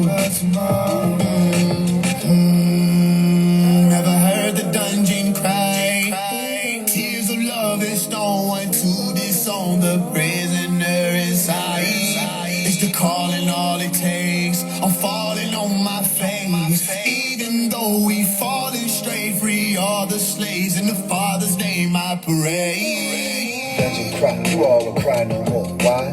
Because your souls will now be free. That is, in the day that you all learn to go within. Because either you go within, or you will continue to go without the things that you need. And what you need is right here, right now, today. So listen to Phase One as we begin to wake you up and bring you to a fresh revelation, which is right now. The right now knowledge that you all need to free your souls from this prison called the dungeon, which is your physical body. So let your soul fly right now. Obviously, even the blind can see God got his hands on me. Everybody been asking how it happened. They want testimony. Be careful what you wish and don't ask for nothing unless you want it. God wins, stand in agreement with me. Don't let this moment slide again. Tell all these Christian rappers this war, this shit is not a trend. You scared to cuss, no doubt in my mind that you scared to die, my friend. And you don't gotta cuss, but you must forgot it's a lot of gins. And they got spells on us, better activate the God within. Faith without the work is just subversive. Been in the churches, been in the mosques, I've been in the synagogues. Much as lurking, flipping balls, tables over, pennies fall. Telling me this the word of God, but how much do that scripture cost? Don't piss me off. Never heard the dungeon cry. Tears of love is stolen to disown the prisoner inside. It's the calling, all it takes. I'm falling on my face. Even though we fallen straight, free all the slaves. In the Father's name I pray. I pray in the name of Jesus. Here today we claim our children. Tell the dragon you can't have them. No, no, no. And if we don't deserve, I pray in the name of Jesus. Here today we claim our children. Tell the dragon you can't have them. No, no, no. And if we weren't supposed, I pray in the name of Jesus. Here today we claim our children. Tell the dragon you can't have them. No, no, no. To all our daughters and our sons.